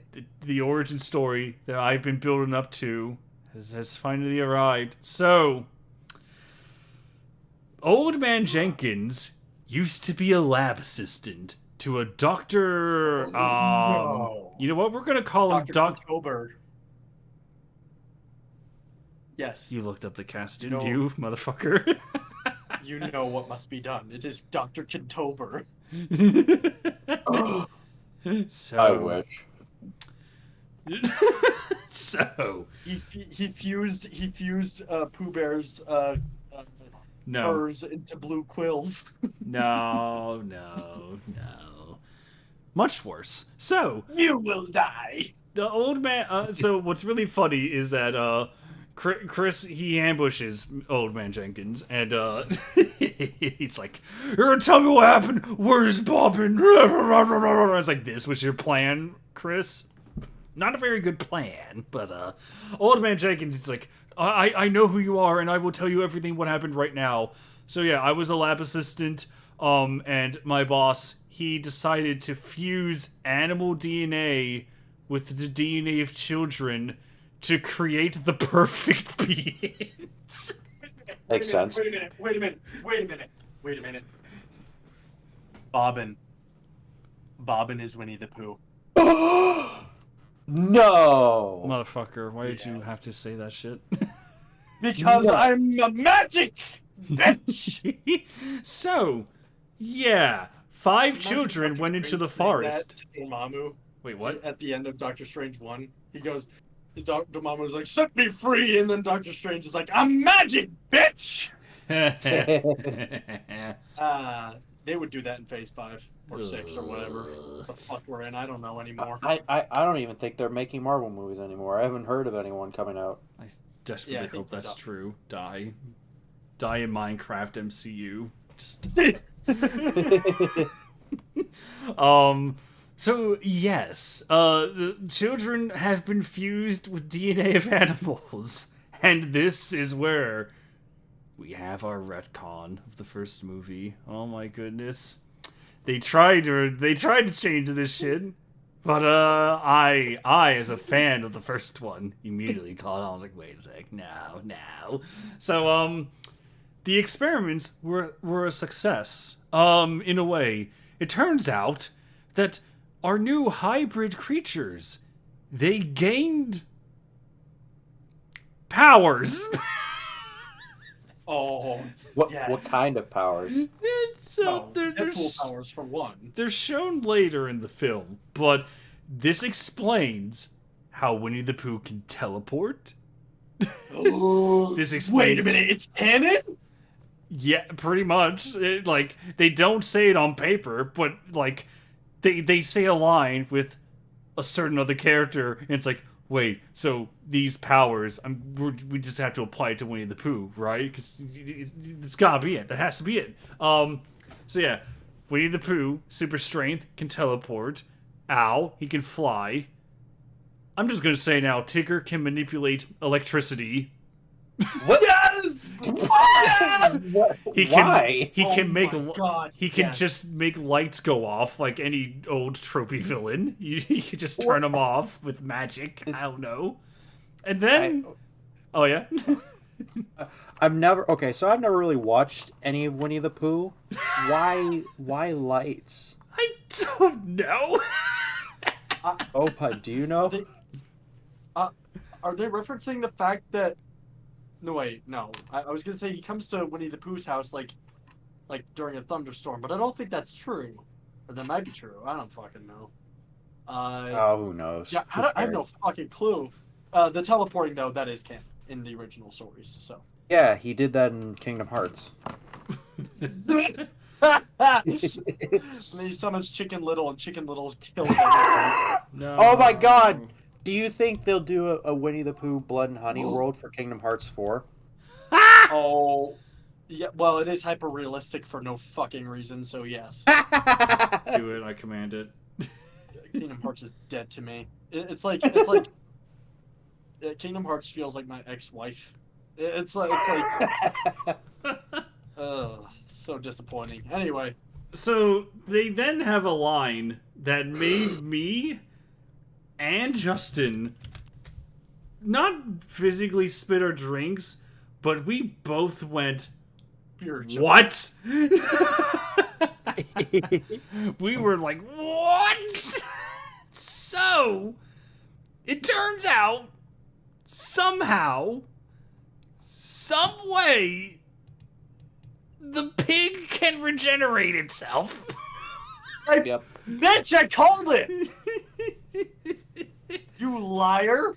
I said that it wasn't Deadpool, but the line... Yes, you did! You said there's a Deadpool in this movie and that it's not Piglet! Yeah, I did. I was correct. What? What? Then who's Deadpool? The guy at the hospital that took all his bandages off, it looked like Deadpool from X-Men Origins Wolverine. Oh. Did you guys forget Oh, that? oh. No. Oh, My God. Maybe. I'm so confused. Anyway. Don't worry, there's just the line where it's like, oh, the one that fused with the pig has regenerative properties. Like, what?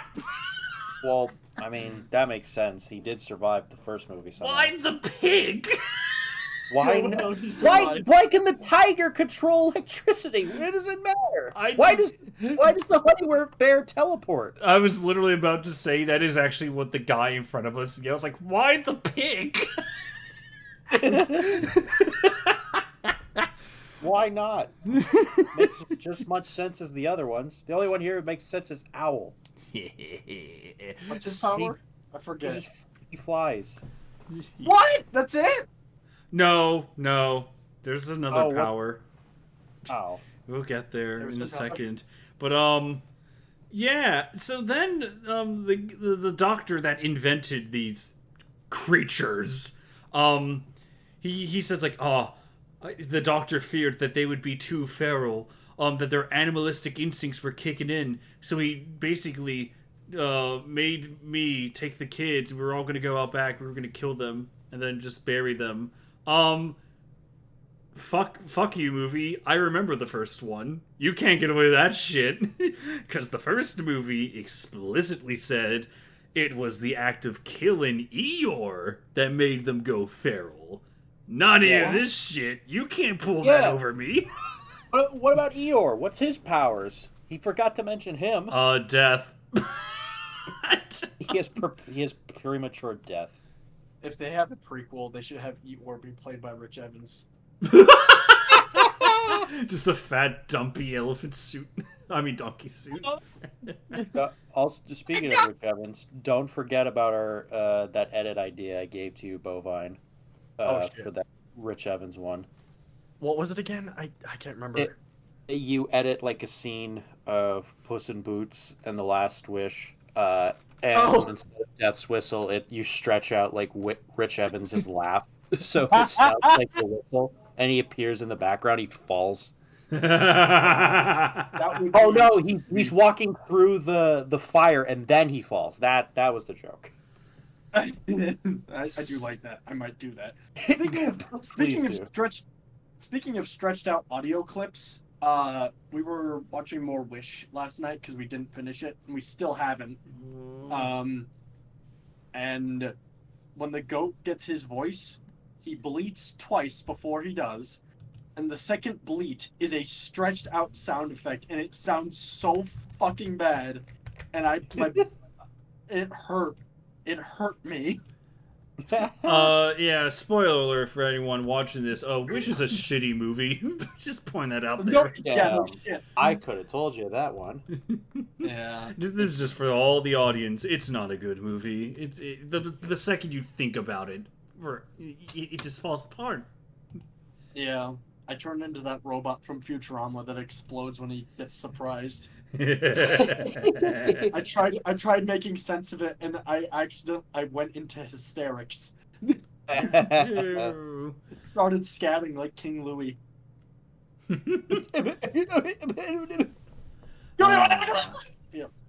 But yes, so yeah, old man Jenkins then says like, I couldn't fathom what he had done to those kids, so I killed the doctor. I stopped his evil.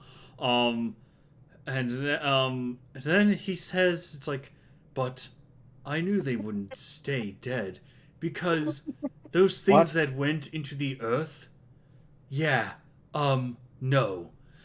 It was like the earth rejected them. And then you saw that shot of Winnie the Pooh coming out of the ground, screaming in the night. It's like, "Arr!"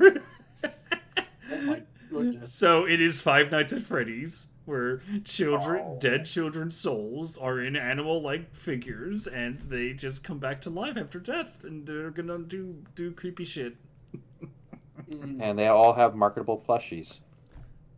Oh, Yeah. God, I hope so. Oh, by the way, I actually completely forgot to mention this, but it fits in the timeline of what I'm going for. So, Chris has a flashback to his little adventures with Winnie the Pooh. Do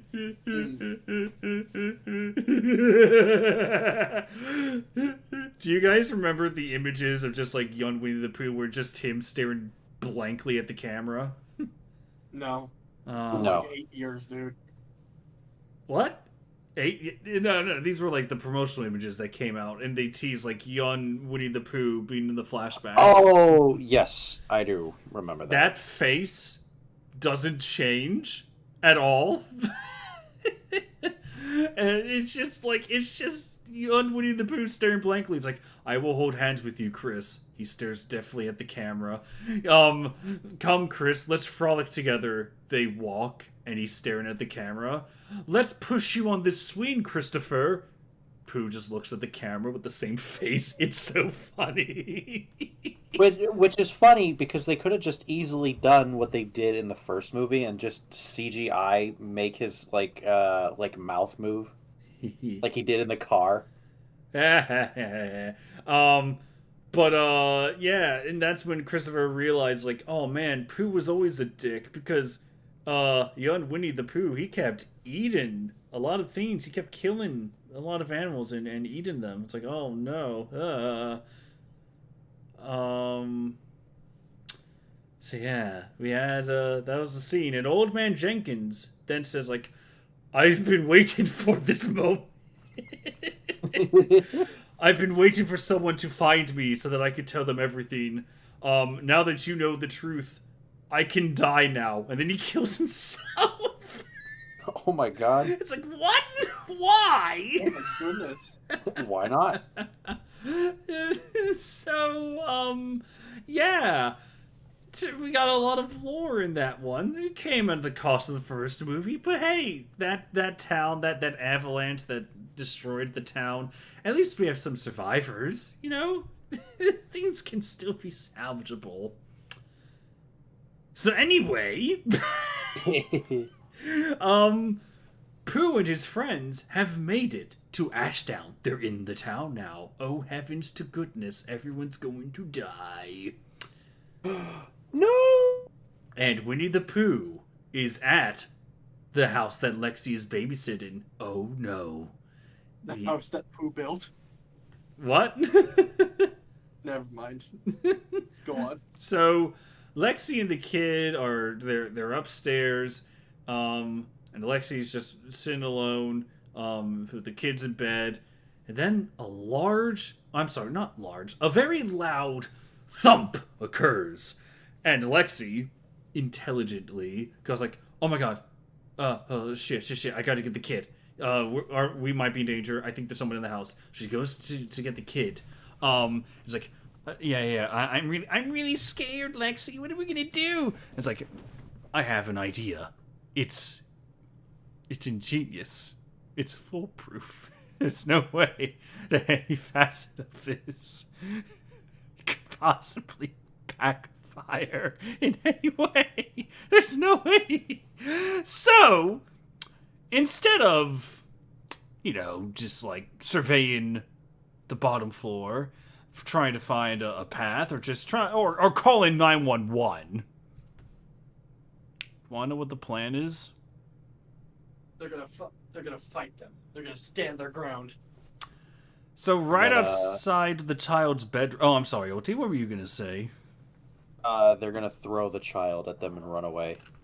You're not too terribly far off. So right outside the child's bedroom is a little tent, where the boy can read stories, feel like he's camping out for the night.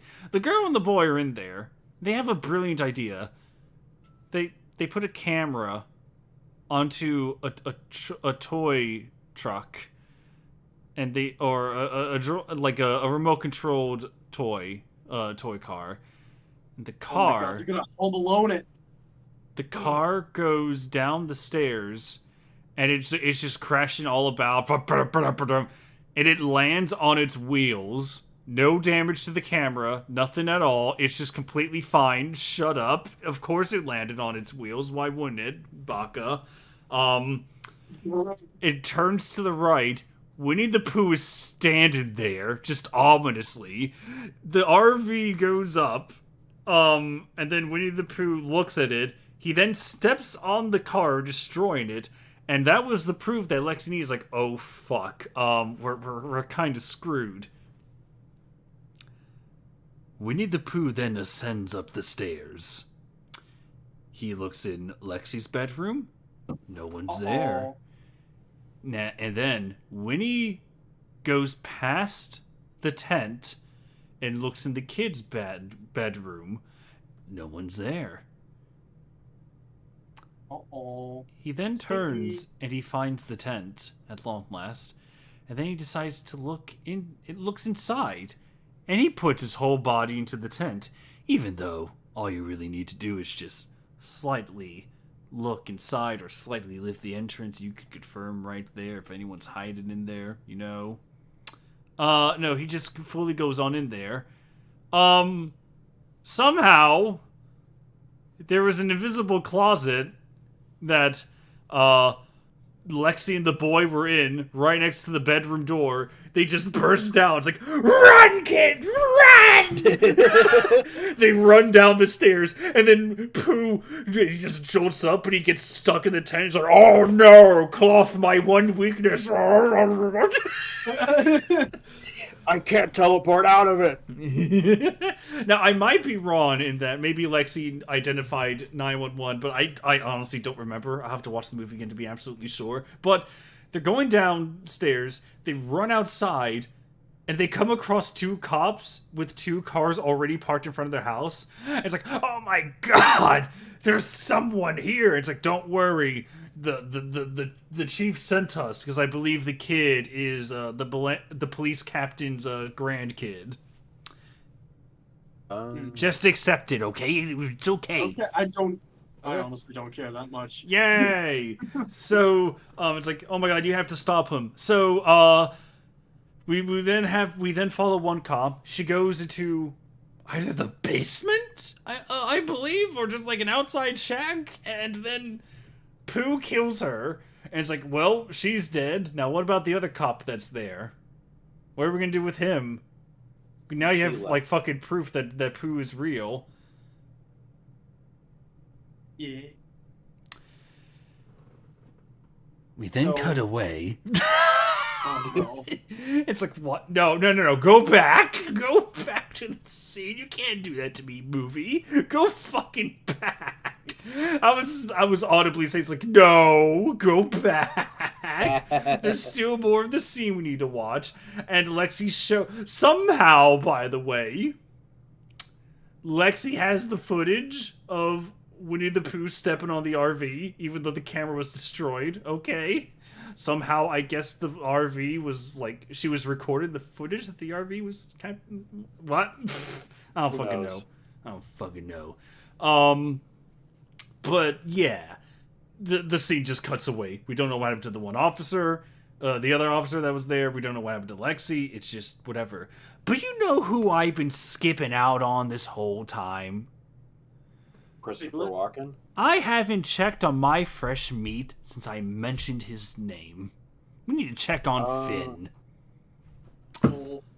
So, oh, yeah, Finn. Finn is at... Forgot about him. Yeah, he's in his shower, and he just got out. He has a towel wrapped around him, and he starts to leave. Because he hears a sound, an ominous sound. Oh, Jesus Christ, whatever could be out there? Oh, geez, maybe I should put on clothes or some nonsense. Or probably, if I have any weapons, defend myself with. Maybe I should not walk outside of my own home in my fucking bedroom towel and hope for the best. Maybe I shouldn't do that shit. No, that sounds pretty reasonable.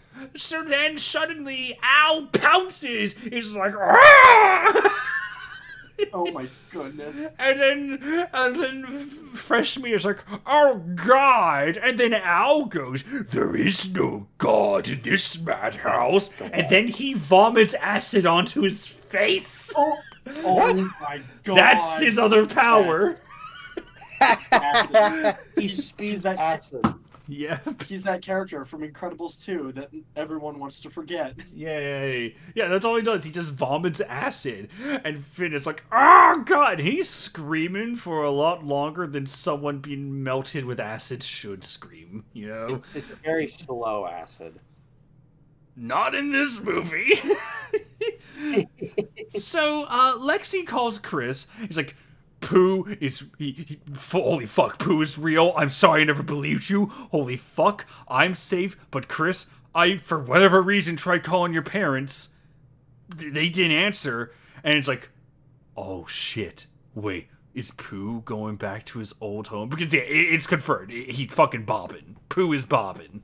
And it's like, man, the amount of, like, what the interest in storytelling that you could have by Pooh or Bobbin going back home, seeing his mom and dad again. Oh, and there's a little sister, by the way. I completely forgot to mention her because the movie doesn't really mention her at all. Just saying. Her name is, she has a name, but she nicknames herself Bunny. And Justin kept saying, "Is that gonna be Rabbit?" It's like, don't. Don't. That's gonna be the third one. Justin still believes that, but we'll get to that. So, yeah, Pooh goes inside his childhood home, and it's like, could you imagine the conversations, the actual interest in dialogue we could have with, like, his mom discovering what her son had become? She's been wanting to see her son for all these years. She's never lost hope. You can imagine. There's a story there, right? We can all agree. There's something there that we can work with, right? Yeah, a little bit. So the mom is cleaning out the dishwasher, and she notices that all the knives are sticking face up. It's like, oh, no one puts the knives in correctly. Pooh grabs her head and slams her head on the knives with no dialogue whatsoever. It's like, what? Well, he is feral, so it makes sense. No! It's like, God damn it, no! Why? You have such a missed opportunity to actually have them talk or do anything. And then Bunny and her dad are upstairs, and Dad hears Mom scream, and it's like, okay. You know what? Dad was the one that seemed desperate to use Christopher's trauma to get him to open up. You try to figure out who took Bobbin. Maybe the dad will actually have a moment to communicate and, you know, have at least one sentence. No, he dies off screen. Oh, okay. And then Bunny comes down the stairs, and unironically, Pooh is standing over his dead parents like fucking Itachi does in Naruto. So Justin and I were joking. It's like, Bunny, you need to defeat me with your hatred. Get more hatred towards me and come back when you're stronger. Oh my goodness. We were making those jokes. But, yeah, Bunny is taken by Winnie the Pooh. Oh, no! Oh! So, Chris returns home. He finds his dead parents, and, man, everyone he loves is dead, and Bunny is missing. What are we gonna do? Well, Nothing. it's time for the final act, and honestly, this is gonna be so short to get through because it's just one big old long action scene, and I can skip so much of it. So, the Pooh, Tigger, and Owl. I want to say that this place was established early on in the movie. It has like 1 to 2 scenes, but there's really nothing else to it. But our hybrids go to a nightclub. What? No, no, is it gonna end with a fucking musical, like, dance number? No. Oh, I wish. So, That's Al disappointing. once again convinces Pooh to listen to him. He's like, "We are going to have so much fun. Have a fun night, Pooh. You know, have a night on the town." And well, Pooh and Tigger and Al, they begin to attack the nightclub. And it's just this long, I want to say 10 to 15 minutes of just pure death. But it does start with probably the sickest kill in this movie. Oh, nice. Let's hear it. Winnie the Pooh, he has a bear trap on a chain. He lassos it up. He just walks casually into the nightclub after he kills a guard. Or kills the bouncer. One woman notices. She starts running. Pooh walks into the club. And this is in slow motion, by the way. He lassos the bear trap. Throws it forward. It lands on the girl's head. Fucking rips it off. And it's like, oh my god. You think that's it, but no. He has a stick. And he just hits her head like a baseball. It just explodes. That's Oh my awesome. gosh. That is the most creative kill I've seen in a monster flick for for a little bit. Won't deny that. But yeah, everyone is freaking out. It's like, oh my god, what the fuck is going on here? So everyone's dying. It's just Pooh unleashing fury. Tigger shows up at the end of a hallway as well, and he starts talking. It's like, my prey. Oh, let's have some fun. Let's bounce.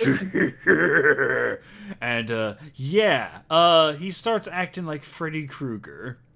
Cause I'm sure you guys have. I think I showed you the scene where he's just having fun, and there's this girl where he ripped the eyes out of her, and he's like, "Careful where you walk, bitch." Oh my god. Oh my goodness. Calls everyone bitch, and then And he shoves her head through the television. Welcome to prime time, bitch. So during all this chaos, Chris, he runs into the nightclub. He's heard about the reports. He took the police scanner. He's heard about the reports going on at the nightclub. It's a fucking emergency. He makes it there. He goes inside and he starts yelling.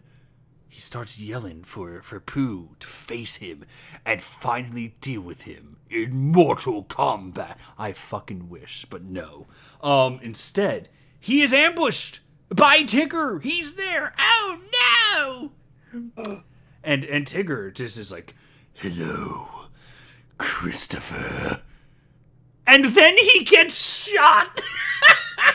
What? Wait, who? Christopher or Tigger? Chris just pulls a gun on Tigger, just caps him in the gut, just immediately. Oh.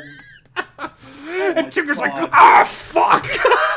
And then he runs away and he vanishes, and that's the last we see of Tigger. I'm not lying. He just appears, gets shot, and then runs away. Oh. So I hope he returns for Winnie the Pooh 3. You know what? I really think he will. So He then, didn't have that much time in this movie. no, he really didn't. But man, when he was on screen, he stole the show. Not gonna lie.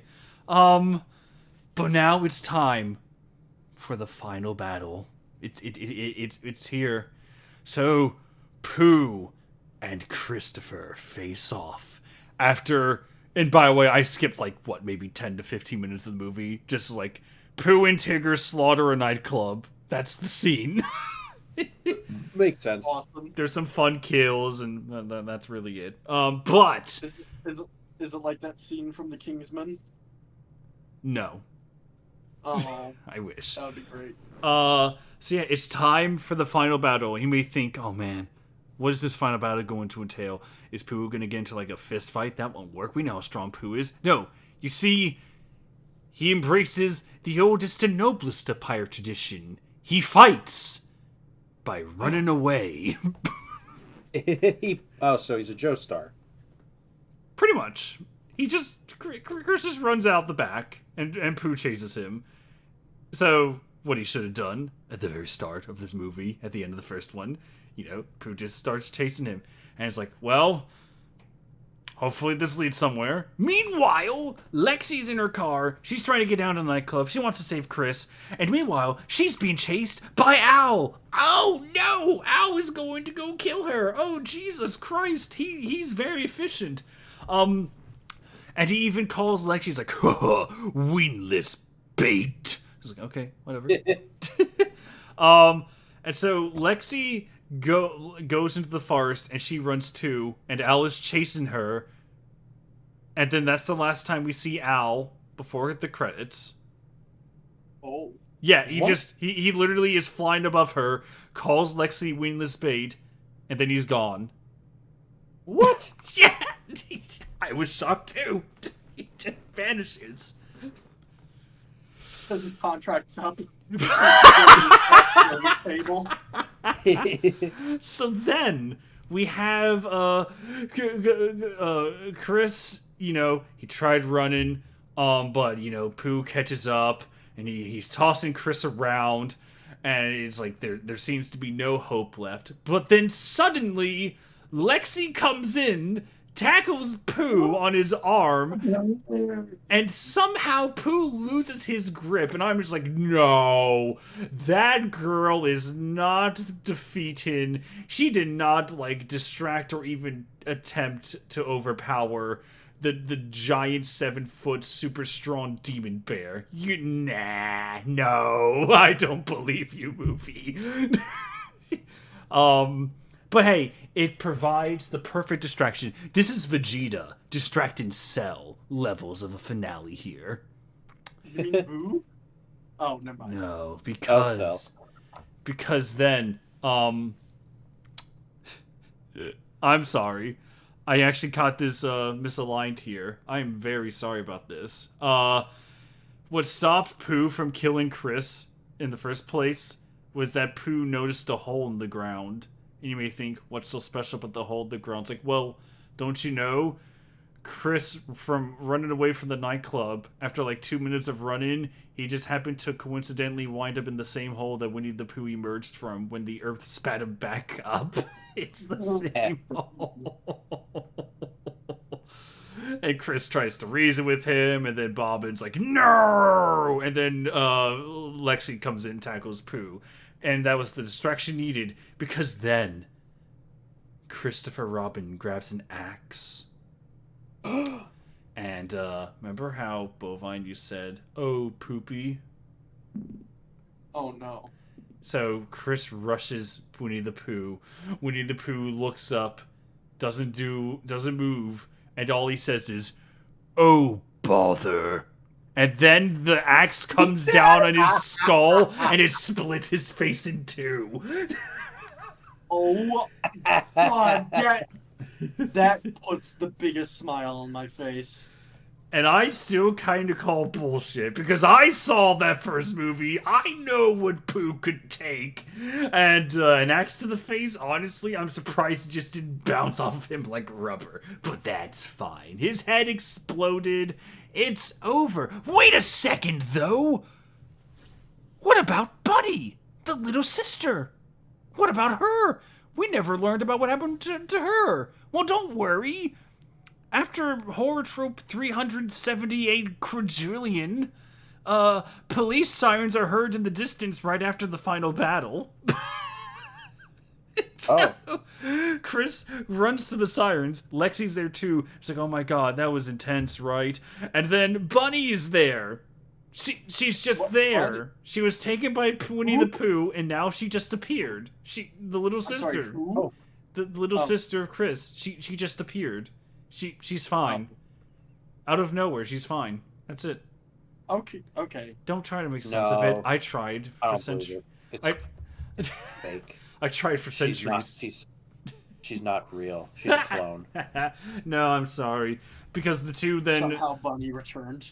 So yeah, Chris and Lexi, in front of the police, they just get in a car and they take Bunny with them and they're just driving home. And I'm like, you two are covered in blood. There's no fucking shot the police just let you drive off. Not after the worst domestic terrorism act in the country's history. 100 people murdered, innocent teenagers and young adults destroyed in an instant by creatures. Awesome. There's no way you two just walked and drove home. There's no way. So then the credits roll. I'm like, what? But there's more. We have a scene where we hear a character talking and then he laughs. And it's Owl. Oh my goodness. And we see in the corner, Piglet's head is starting to regenerate.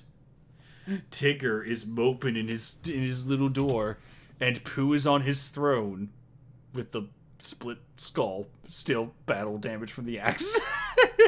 and Owl says, "Don't worry, we'll always come back. I'll put you back together again, Pooh." No, that's not real. It's real. Oh. That's what Al says. He says, "We'll always come back, and I will put you back together again, Pooh." So if anyone was a fan of Five Nights at Freddy's, that's your most overt clue right there. And then the credits roll. And this was something either incredibly ingenious or incredibly lazy. Where they just start showing concept art of not just this movie, but Pinocchio and Sleeping Beauty and those other movies that they're going to be doing. And you got to see concept art of Eeyore. And it is just the fattest... Imagine a walk-in Jabba the Hutt with a elephant trunk, and that is Eeyore. Nice. I could compare this to Godzilla King of the Monsters, where the credits are just like a bunch of fucking teaser images for future movies, but I don't know. And, yeah, that was Winnie the Pooh 2, Blood and Honey, or Blood and Honey 2. It was a magical movie. I laughed so hard in the theater. Everyone had a good time. I would absolutely recommend it, but never on God's earth call it good. Don't call it good. It's almost as problematic as the first one, but it does redeem itself for Pooh in time. We have that forever. That still, I think that was my favorite moment, and then you told me about the oh bother bit, and that just like gave me a big old Grinch grin. Yeah. It was absolutely insane. I cannot wait for this movie to be available to purchase or download, because then I'm gonna make you guys watch it. I'm looking forward to the day that it happens. I actually just checked around to see if hey, are there any copies lying around? No. God damn it. We'll have our chance one day. Oh. Eventually. But that, I don't know. I don't really have anything else planned for the stream. Oh no, well, I think. I mean, yeah, the whole point of the stream was just Winnie the Pooh, Blood and Honey. Exactly. That I did my mission. I redeemed myself. And by the way, I am going. I just came up with this, and I feel like I can commit to this. I'm gonna fucking do this for all the horror films in this franchise. Yes. Everyone that came out, I want to do a breakdown. Yes. I think that's a good idea. And for Pooniverse, I want to have the director in the Discord call with us. I want him in here. Maybe one day, Trevor. I want to talk to him. I have an actual headache now. Like, I'm not even fucking with you. I have an actual headache. Oh, no. I don't know why. Don't worry. It's going to end. But, Ulti, where can people find you? If they want to check you out. I guess Twitter is Main. the only place, really. Good. Main, yeah. Main. I do have your Twitter in the description. It's almost like people should check it out. Yarp. It's Bovine. You have a YouTube channel that's also in the description. Why should people check you out? What are you doing? I don't know. I don't make videos. I've been making a video. Ah, good, excellent. Dude. Oh, you know, I might as well talk about it. I mean, who gives a shit?